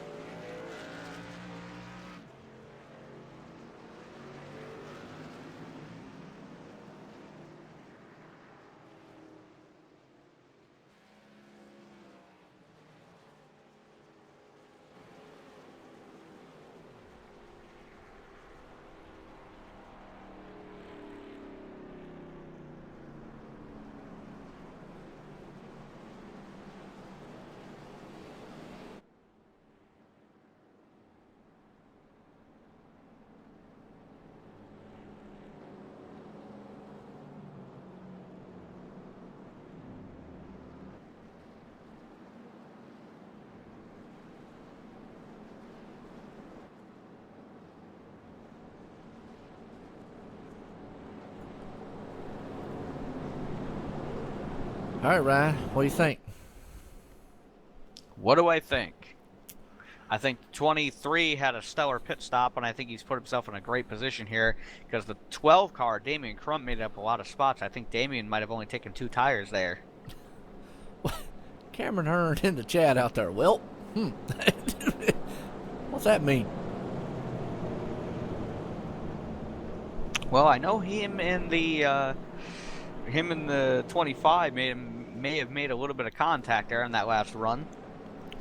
And you know what, folks? You'll have to excuse Ryan. He's in a different mood tonight. He's excited for the race, pumped up and energetic tonight. He must have got him some 5-hour energy of Jeffrey Creek before the race. So he's all wired to kill here. Boy, he's getting excited about it. I think give him more weeks off, he'd be like the Energizer Bunny bouncing around up in the booth. Nah, man, that's Kenneth Yance. You got me up here on a little bit of Monster Energy Ultra Blue. That's what's got me all jacked up tonight. Yeehaw!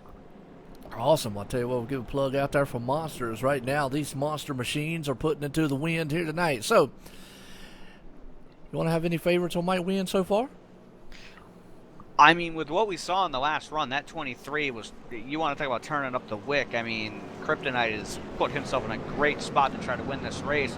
The only variable is going to be that 12 car Damian Crump here on 2 tires. I don't think that that's going to work out. And unfortunately, that's going to stick the 23 on the outside on this restart. So if I had to hand pick a winner, I'm going to go with possibly the 25. But if I'm going to pick a guy that I really think would be awesome to see win, got to go with number 23, Kryptonite Jonathan Shipman, pulling off the 2-year in a row here at Chicago. I'm going to add one more to that to you right there. Just saw the 41, David Shutt right there. He's got the right side pancaked in that thing just a little bit. So with that known, he's got Jake Nichols right behind him.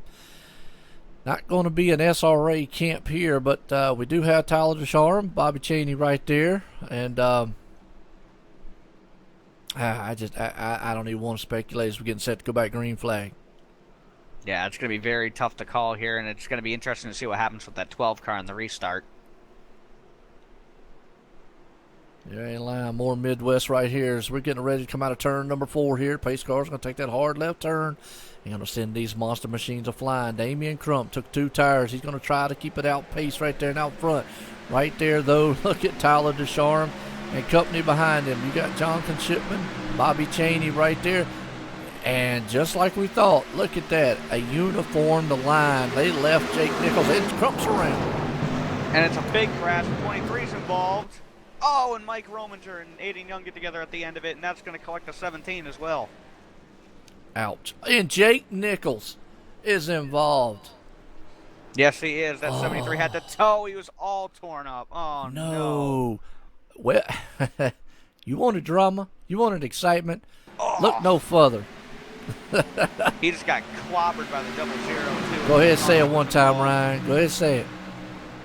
Pile up in turn 2. There you go. And unfortunately, the 25 got into the 12, caused a chain reaction. Oh, and Jonathan had nowhere to go, hit the wall very hard there. When he hit the wall, Jake Nichols bounced off.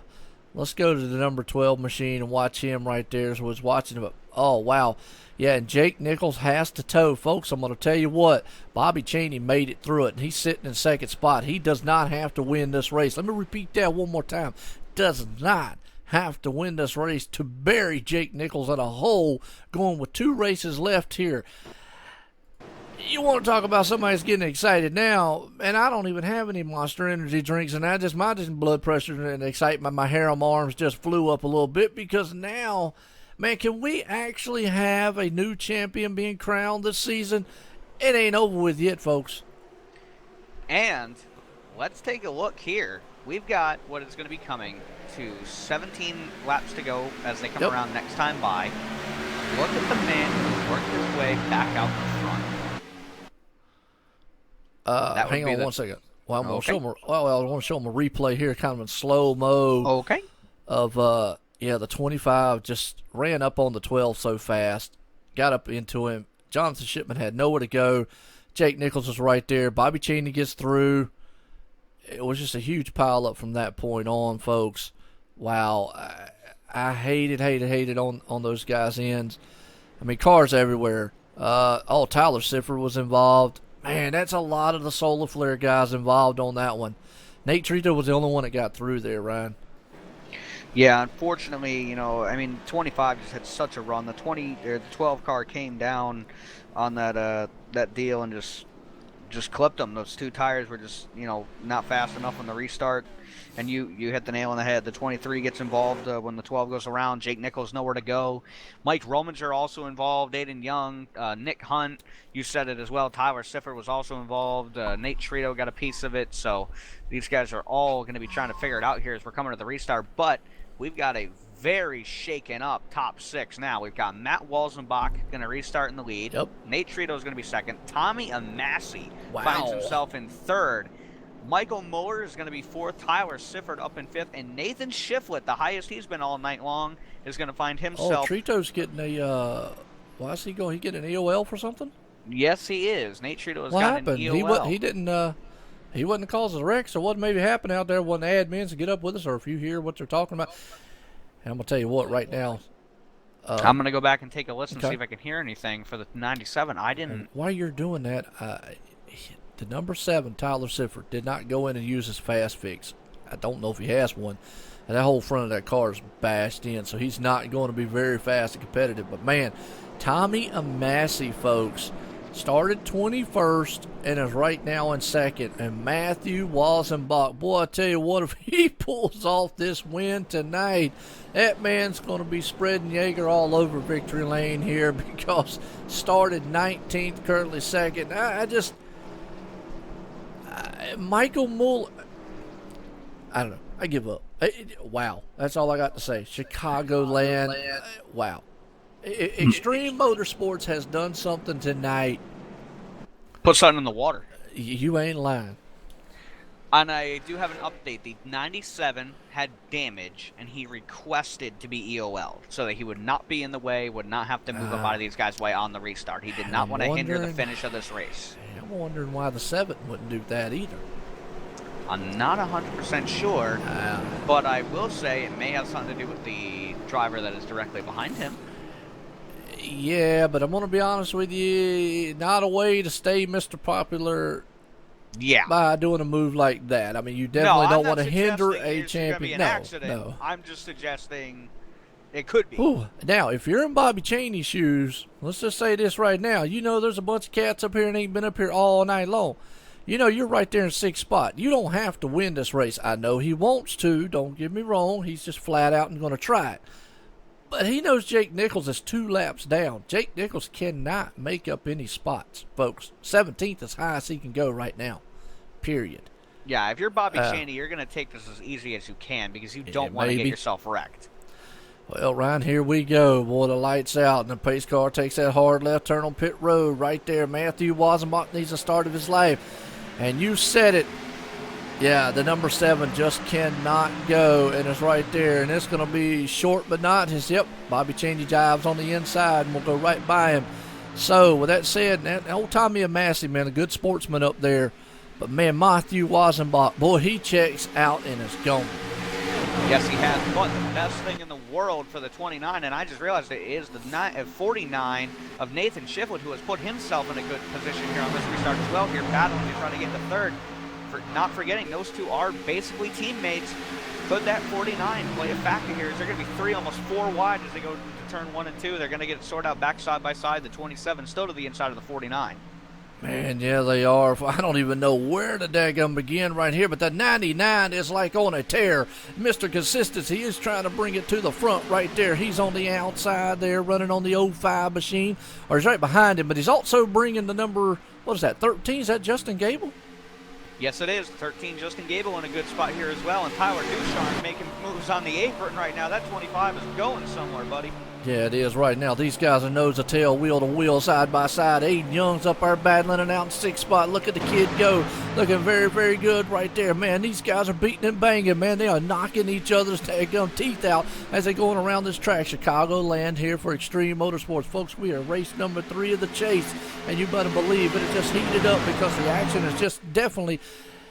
I'm going to repeat that. The expense has just got definitely heated up because Jake Nichols was involved in a late wreck. He is sitting 17th right now. The man who has been leading it. Oh, and the 5. Well, that's something he don't want to do. Take out a chase contender. No, it isn't. And I did hear him over the race chat just apologize to Bobby Chaney. That was not something he intended to do. There, he's going to give. Looks like he's going to give them room here on the outside. It's 25 also makes a move on the 09. But still out in front is that 29 machine. Matt Walzenbach starting to run away with it a little bit. Oh, Matthew Walzenbach loves it. Boy, he's wanting them guys to battle like a bunch of hyenas back there, and they're doing it right now. They are 2 wide, 3 wide, nose to tail, battling around. Now, Jake Nichols is on a tear, but folks, I'm going to tell you what, that 73, he is 2 laps down. He cannot do anything but get up there and make us a blocker right now. Time is of an essence. We're at 10 laps to go. He's going to need several cautions here at the end, and pretty much time's going to be up on his part. Right now, the 99 is doing what he needs to do. Sitting in 3rd spot. Matthew Walzenbach's definitely running away with this one. Ryan, I don't know where to go with this one. Yeah, I'm not real sure. And the 05 and the 09 get together there in turn 1 and 2, but they're all going to keep it straight. Aiden Young looks like he's now moved up into the top 5.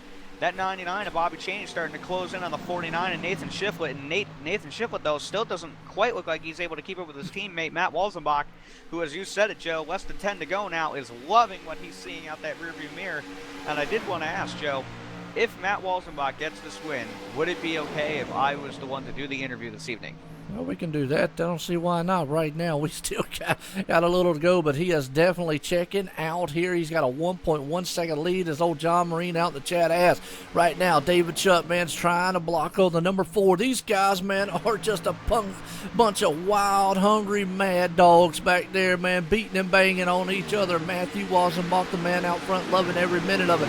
And look at old Nathan Shiflett. I got to tell you what, my hat's off to that young man there in the number 49 machine. We were talking about it. He's the other Jaeger Racing machine there. He is sitting in the 2nd spot. He started 16th and currently out there running in 2nd. Bobby Chaney might be content to run where he's at with 7 laps to go. I'd have to agree. I mean, you're looking right now, and you just hit the nail on the head. A shout out to that 49 Outlaw Racing 49 machine of Nathan Shiflett, the Outlaw Jaeger Racing Alliance team that is put together right now with the 29 and 49, 1 and 2. How special would it be for those two guys to pick up not only Matt Walzenbach's first Cup Series win, but to do it in a 1-2 finish for the team? Absolutely right there. Jaeger Racing definitely looking very, very good out front right now, though. The man in 2nd spot, Nathan Shiflett, that's his teammate, Bobby Chaney, SRA. They're getting the job done on what they needed. They are loving it. It has been, we have had a big mix up here today. Chicagoland, it has been an ultimate race here tonight, folks. As we know, we have on a modified setup from ExtremeMotorsports99.com, and that setup has produced a heck of a lot of racing. Most notably, also, look at Iceman Motorsports, Aiden Young. He is currently running in 6th. Tyler Ducharme's in 5th. Justin Gable, the other SRA guy right there. They're closing in on Bobby Chaney, but the laps are closing down. Now, I got to hate to say it, but Nathan Shiflett right now is running down Matthew Walzenbach in a very quick hurry. Yes, he is, and he's bringing with him the 99 of Bobby Chaney and all the rest of the drivers behind them, which are the other 2 SRA Motorsports drivers that remain in the top 5 right now. Nathan Shiflett, the real question is going to be, I know that they're teammates. I know they both want this win. How hard will the 49 and 29 race each other, and will they allow the 99 to get around them? Well, I tell you what, it's just like Bobby Chaney said, I'll recommend my teammates to win a race. And I don't think that they would wreck each other, but right now that 49 is a screaming demon, and he is coming up there. Never won here either, Nathan Shiflett, that I know of. I don't think he's ever won, has he? I don't think he's ever won in the Cup Series. I'm not sure that he may have won in the Xfinity. I could be wrong. It would definitely be the first win for both of them in the Cup, I do believe. Well, here's the thing, Ryan. It might not be Matthews Walzenbach's choice whether or not he can say whether or not he wants to stay in the league, because that 49's coming in a hurry. I mean, he has got an awesome run, so Matthew Walzenbach might be trying everything he can to stay out there. The 99's coming with him. Justin Gable's right there. We're about to have a 4-car shake-up here in the front with 3 laps to go, folks. Hey, if you ain't got your popcorn in your bucket right now, it's probably all over the floor with all the excitement going on. Oh, dude, I spilled my popcorn a little while ago. Are you kidding me? I mean, these guys are battling hard. 2 laps to go. The 49 is going to look to the outside of the 29. The 99 to Bobby Chaney. We're going to be inside of Nathan Shiflett there as they go to turn 3. Bobby Chaney putting himself in the position, but he's going to slide up. 49 and the 13 get together. And if this is a caution, it's over. And Matthew Walzenbach has pulled it off. And I'm going to tell you, if it would have been anybody else in second place, I think Bobby Chaney would have ran down Matthew Walzenbach, because the 49 had the car to beat the 29. But if you watch on that one, he went high when Bobby Chaney went high, and he just couldn't hold him off. And Chaney did a awesome. We're watching a replay right here, and turn your mic off. There you go. Yeah, what a race though for the finish. We're watching there. a replay. Hang on a minute, Ryan. Watching a replay here for the people, and they just came out. They just got into each other, and that just lo and behold, that was it. But this one's going to end under caution, folks. It's going to be a done deal. As Bobby Chaney, now, we say, wow, he only finished second. That's a big deal, because why? Jake Nichols is 15th. Yep. With that, tonight's winner, though, it's going to be one happy man out there. It's got to be first-time winner in ExtremeMotorsports99.com Cup Series is that man, and the number 25, Iracing, did an extraordinary job. And I tell you what, he's probably going to have to buy a Jaeger for his teammate, because if it had been anybody else behind him, that 99 probably would have got around him. But my hat's off nonetheless still to him, as Bobby Chaney finishes in second. Folks, this was a thriller of a race here all the way to the end. Man, I don't know where to start to begin, Ryan. A shake-up in the points, though, as Bobby Chaney's going to come out of here with a points lead, and probably a little commanding lead at that. Yeah, he's going to have a very good lead here, and as we look out on the track, we see, I do mention it every now and again, the alliance between Iceman Motorsports and Jaeger Racing, and we see it, Aiden Young out there celebrating with our alliance and engine builder, Matt Walzenbach. But congratulations to the 29 on his first ever ExtremeMotorsports99.com Cup Series win, his second in the league, but the first one in the Cup division. As I'm bringing up Bobby Chaney in then. I got Tyler Ducharme up here. Stage All room. right. I can move up Bobby. You can move up Bobby? All right. Yep. And then we also need Matt. All right, 29. There he is.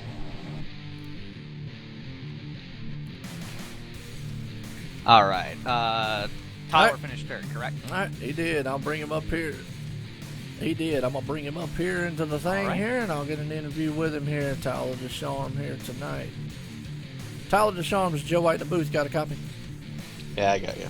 Well, I'll tell you what, you put that thing on pole here tonight for the SRA camp. Looked very, very good doing it here. And, man, you had a bad, fast machine out there. Closing laps there. Very hairy, very tight, and a lot of action, man. Take us back out the car field tonight. It was an absolute rocket ship, man. Probably should have had that one in the bag there, but you know, circumstances. Couldn't get the job done, but yeah, this SRA car is just bad to the bone, man. I'm just glad that these guys prepare such a great car week in and week out. You know, we've had some bad luck here. Kind of had some tonight. Probably should have got the win, but you know, it is what it is, and we'll move on. All right, well, I tell you what, you got anybody out there you want to thank here? Because like you said, you did have a bad, fast machine here. But most notably, though, as far as SRA goes as a team in whole, y'all coming out of here tonight with a huge advantage to maybe bring home a championship here at ExtremeMotorsports99.com.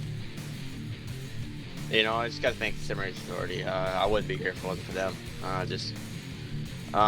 You guys for doing broadcasts, and Rick Donathan for put on this great league. You know, it's just something else going on here. All right, well, Tyler, I tell you what, congratulations again for third place. I know you wanted to get up there, man, and battle it out. And if we maybe would have had another lap or two, it might have happened there. But nonetheless, still an awesome job bringing home in third. Yep, thanks, Chris. All right, well, run over here, grab old Mr. Consistency himself. As we're watching the burnout, Matthew Wasenbach, he blew that thing up. He said, I don't need a motor. Heck with that. So, here we go. And before I go get them, I want to appreciate the viewers out there. I know most of you are having to take off and whatnot. Again, want to tell everybody Happy Easter and whatnot. Becky, Timothy, Justin, all that. Definitely loved it. It's awesome. Hang on just a second. I'm going to bring up Bobby Cheney now. Bobby Cheney, this is Joe White in the booth. You got a copy? Yeah, I got you, boys. Well, I'll tell you what, we call you Mr. Consistency for a reason. At the beginning of the race, we looked at you back there in the very, very back, and we were like, man, that's not where he wants to be. Jake Nichols looked like he was the man just going to run off with this thing here tonight. Again, looked very dominant on an unknown, I don't want to say track, but an unknown setup on a track that a lot of guys might be familiar with. But tonight, man, you came up there, and I said myself, if it'd been anybody else in second place other than Nate Shiflett, which is the teammate of Matthew Wasenbach, you probably would have ran down that 29. Take us back to the last couple laps. Again, congratulations for coming in second. Yeah, I just, they had that quick caution there. I was like, man, I didn't know if I should stay out or pit, so I decided just to pit and see what happens. I saw Jake got caught up in that, and that's unfortunate, but you know, it's part of racing. And then it clicked, you know, I had to, once I saw him caught up in that wreck, I had to think big picture here, not destroy myself, but, you know, get a good finish. So I just, you know, like Matt played it perfect. He stayed out, and it just took me a little bit to get through that pack of cars, and that's what did it. I mean, I was gaining on pretty good, but, you know, one thing catch him, another thing pass him. So, but, you know, the one dude, I think it was Shiflett was second. I went to get under him, and he kind of ran me off track a little bit. So I was like, well, you know, I got to stay in it. And I was expecting the block. I mean, it's towards the end of the race, and I figured, you know, we're probably both going to wreck here, but I got to keep my foot in it. Got through that. It was unfortunate that caution came out. I thought maybe I had a shot, but, you know, that's racing sometimes. Well, I tell you what, here's the big picture of it all, though. I know you wanted to win, and that's what I told Ryan. I said, look, Bobby Cheney understands Jake Nichols in trouble here now after he got after that wreck. But the big picture is you come out of here with a commanding lead going into 2 races left here. You said your whole entire goal was to bring the SRA boys over here to ExtremeMotorsports99.com.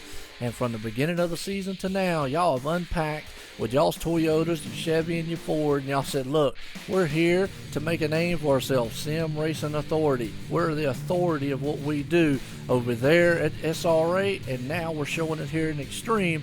So tonight the big picture is you walk out of here leading the points and a very good spot going with 2 races to go. Yeah, it's nice to have a little cushion, but you know, it's Jake Nichols. I mean, he's, you know, I gotta go into the next 2 races thinking he's gonna race them, win them both. So I, you know, just have to finish well, stay out of trouble, and, you know, put myself in a position to grab that championship. You know, it happens. Awesome. I did what I needed to do. If not, it is what it is. We'll come back and try again. Absolutely. Well, I'll tell you one last thing. because this might be in the back of your mind and has to be in the back of his, because next week we're at Auto Club here. And like I said, after that, we got one more race left going to Homestead. Unless iRacing does an update, again, we're going to be an unknown next week. So, another unknown setup on a familiar track. I mean, I kind of like that, I kind of like, going in, not knowing what we got, try to figure it out. I think that throws kind of a curveball. I know it's, they like to run the iRacing fix, and that's what we do. But it is what it is. We'll adapt. We'll figure it out, and we'll go out. All we do is give it our best, and what happens happens. If not, like I said, it's not the end of the world. All right, well, tell you what, congratulations again, Bobby Cheney, Mr. Consistency himself, the 99 Machine SRA camp there, man, pulling it off, bringing it home in second place, and the man right now on top of the points going in with 2 races to go. Bobby, congratulations again. Yep, thanks, guys. Well, Ryan, normally I'd run to go get a hot dog, but I'm going to go get a hot dog while you sit up here, and you're going to run down here and interview the man, the winner tonight, Jager Racing man out there, the number 29, Matthew Wazenbach, and he did it in fashion, and he's probably out there going, thank you, Lord, for my teammate, thank you for that caution, because, man, I think he would have had his hands full there with Bobby Cheney and company at the end, but he pulls it off nonetheless here at Chicagoland at an unknown setup. I don't want to say unknown track, because a lot of guys know it, but you said it was his favorite. He definitely proved to it tonight. He put Jager Racing. So, let's bring him up here in the booth and see what he's got to say here. All right, Joe, I'm down here in Victory Lane. There's beer flying, Jaeger everywhere. Matt Walzenbach, you just won your first race at ExtremeMotorsports99.com's Cup Division. How do you feel? I honestly have no words. I've just been waiting to breathe, waiting for my heart to slow down a little bit. Get a little nerve-wracking those last 5 laps there, but wow, I have no words. I'm stumped. Man, I mean, well, me and Joe talked about it early on in the race. This, I've heard from you before. This is your favorite non-restrictor plate track. With 15 to go, you decided to stay out there, put yourself in the lead. Did you think at that time that you'd be able to be standing here in Victory Lane? No, not really. I mean, that wreck happened on that, I think we were on the back stretch or coming out of 2 on that one restart after I had some contact, unfortunately, and went through the infield and went to the back. Came down pit road, started at the back again, got, I think, 4 seconds of damage repair from sliding through the infield there. Then that restart happened, and like half the leaders all wrecked. I don't know what happened. I forget who, did something. And I'm thinking, okay, I drove through it. I managed to go from 15th to 6th. I'm thinking, okay, well, I'm just going to stay my little butt right here. And then everyone in front of me pit. I'm thinking, we didn't even do a full lap here. I mean, I was in the back. I wasn't even up to speed yet. I'm thinking, okay, I'll just stay up here. Figure, okay, some of the guys are going to come back through the field. They probably had their reset still, like they always save until the end.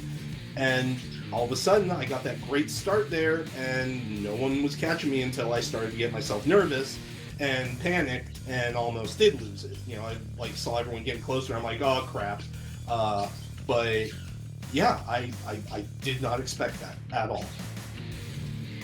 Well, you definitely did an excellent job there in the closing 15 laps. I mean, you definitely had to be feeling the pressure from not just the 99 of Bobby Cheney and the 25 of Tyler Ducharme, who were closing in, but also your teammate there, Outlaw Jaeger Racing number 49, and Nathan Shiflett. Yeah, Nathan and I, we always work well together and stuff, and, like with most teams, you always do your best to work together, then coming down to the end, I think it's definitely, every man for himself, and him and I were talking, and he was yelling at me because I kept screwing up, and he was getting closer to me. I mean, he wanted us to finish 1-2, and I kept screwing up. I think Bobby got by him, and then something happened with him in the 13, I think. I don't know. I'm still in the session. I gotta go look at the replays and stuff, and I'm still shocked. I love Chicagoland. I'm good here in the trucks. A couple weeks ago, we were here in the trucks, and I ran really well. Good in the Xfinity cars. Not a fan of the Cup cars. We're using a different setup, but I just was patient. and let it come to me and stuff. Again, that restart, I think, definitely got it for me. I got such a good lead that it gave me enough, I think. Well, that is awesome, man. I mean, yeah, you know, in the preseason and in the fun runs in the truck division, we did see you pick up those wins. I know you wanted to get it real bad in the truck a few weeks ago, but definitely, if there was one track other than the restrictor plates where I personally would have thought that you would have handpicked to pick your first Cup Series win, don't think a better place than Chicago. Anybody else out there you want to thank there? Well, you guys do a great job, Joe, Ryan. You know, I've become friends with you guys. I love to go back and rewatch everything, and definitely rewatching this one tomorrow or my next day at work. Thank Rick. He started this little thing about a little over 2 years ago over at Extreme 99. Asked me to come along and start helping him. I'm honored that he asked that, and I'm glad I'm here. You know, I've had a couple of bad weeks with racing, and it's definitely nice to have this rebound. You know, my teammates. Shiflet, Zach Kreiser, who doesn't race Cup right now. You at one point, Ryan, I know you run trucks with us, and Joe, and Nate Trito, who used to run with me, and just Nick Orth, and all these people. And I'm sad I'm not in the chase now, especially, but, you know, happy to pick up the win. Happy to get the W. My first Cup win, my second Extreme 99 win. I need to go win a truck race already. Then I'll up one in all three, and then, you know, then I'll be happy. All right, well, congratulations, man, on winning. There are three things you are tonight. You are a two-time winner in ExtremeMotorsports99.com. You picked up the first win here in the ExtremeMotorsports99.com Cup Series for Iracing, and you are finally a winner in the ExtremeMotorsports99.com Cup Division. Congratulations, Matt. Thank you, Ryan. Thank you, Joe. Hopefully talk to you guys again soon. Hopefully we'll come back next week and have a good showing. Where are we next? I forget. I know we're a week behind, but we'll see what happens. California is my second favorite track, so you never know. All right, man. Well, again, congratulations. Have an awesome night, and we'll catch up with you after the race. Go celebrate with the rest of your team. Yep. See you guys later. All right, Ryan. Well, one happy camper right there to get his first win here in ExtremeMotorsports99.com Cup Series. As I knew about it having the other win in the Xfinity Series that happened last season. He was talking about it. He's definitely wanting to get a win here in the truck. So, let's get our results here tonight, because our winner tonight, Matthew Wazenbach, pulling it off here at Chicagoland Speedway. Mr. Consistency, Bobby Cheney, rounding out in the second spot. Tyler Ducharme right there in third. Mike Rominger, Mr. Extreme, in fourth. The Nightmare David Strutt right there in fifth. And Wade Young, man, pulling it up in the top 10 in sixth. Very good night for him. James Thorndike in seventh. Tommy Massey right there in eighth. He's bouncing back and had a good one also. Alan Westman in ninth. And old Michael R. Muller rounds out the top 10. Yeah, coming home 11th spot is going to be the number 7 of Tyler Sifford. Damian Crump going to rebound to that 12th place finish. Nathan Shiflett went from running in the second spot with 2 to go. He's going to bring it home 13th, unfortunately, for that number 49 machine. Justin Gable going to bring it home 14th. Jake Nichols, we talked about it, going to come home 15th, 2 laps down. Nick Hunt going to bring it home 16th tonight. Nate Trito in 17th. Jeffrey Creek in 18th. Jonathan Shipman in 19th. And Cameron Hearn is going to round out the top 20. All right, 21st spot right there. David Elliott right there. Delonte Ballard not having the night he wanted there. And 22nd, Richie Evans, man, he got caught up in a little bit of mix-up there, looking good early on. And 23rd, Jason Van Cleek right there in 24th. And then round out the other one be old Don. He's the admin here. But with that said, Ryan, I tell you what, this one had drama. It had expense. It had hard racing side-by-side guys out here running the wheels off of this one. Again, we got to give our hats off, though, to the 29 machine. The Jager Racing, Matthew Wazenbach winning it here. So, I really don't know what much to say, but wow. Bobby Cheney's going to come out of this one tonight, commanding in the points there. Jake Nichols, I don't know if he's going to be in second. He might have dropped a couple. We're going to have to check it out. Get up with you next week here, folks, because we got Auto Club next week, Ryan. And another, unless iRacing does an update, it's going to be another unknown setup. And you heard Bobby say he likes that. We just heard Matthew say that's his other favorite track. So, can some of these new guys step it up here? Can we see somebody else new win? Can we see one of the old veterans step up here and win? Who knows? You got to check it out next Thursday night here live, OSR Network, YouTube, Facebook Live, and Twitch here. Check us out on Twitter. And you can check us out on Facebook also at OSR Network. And check us out on the web at onlinesimracingnetwork.com. But I want to give a quick shout out also this Saturday night, Ryan. It's going to be the first ever on OSR Network for the racing freaks. We got dirt racing action going to be here in the 360 sprints. Excuse me. Myself and John T. Wimmis will be up in the booth calling that action. So, if you got anything to do on Saturdays, come check us out over here and check out all the dirt. It's going to be unique and different for me. The first time I've done anything like that, Ryan. So, got anything, any final words? Yeah, I mean, the only thing I can say is I'd have to go out on a limb and say Chicagoland is the wild card track of the chase. I mean, 2 straight years, or 2 straight seasons, rather, we've seen a non-chase driver win the race here. Definitely getting a reputation for being a tough race as well for a lot of the chase contenders. As last year, I do believe we had quite a few of the chase contenders get into some accidents in this race as well. But going to be definitely interesting to see what happens next week when we roll into Auto Club California for the race there with only 2 to go. It's definitely a dogfight between Bobby Chaney and Jake Nichols to try to see who's going to come out here as the champion. All right, well, folks, like I said, until next time, man, it's Joe White with Ryan W. Daniels up here in the booth. We appreciate everything you do. Thank you for tuning in. Have a good night.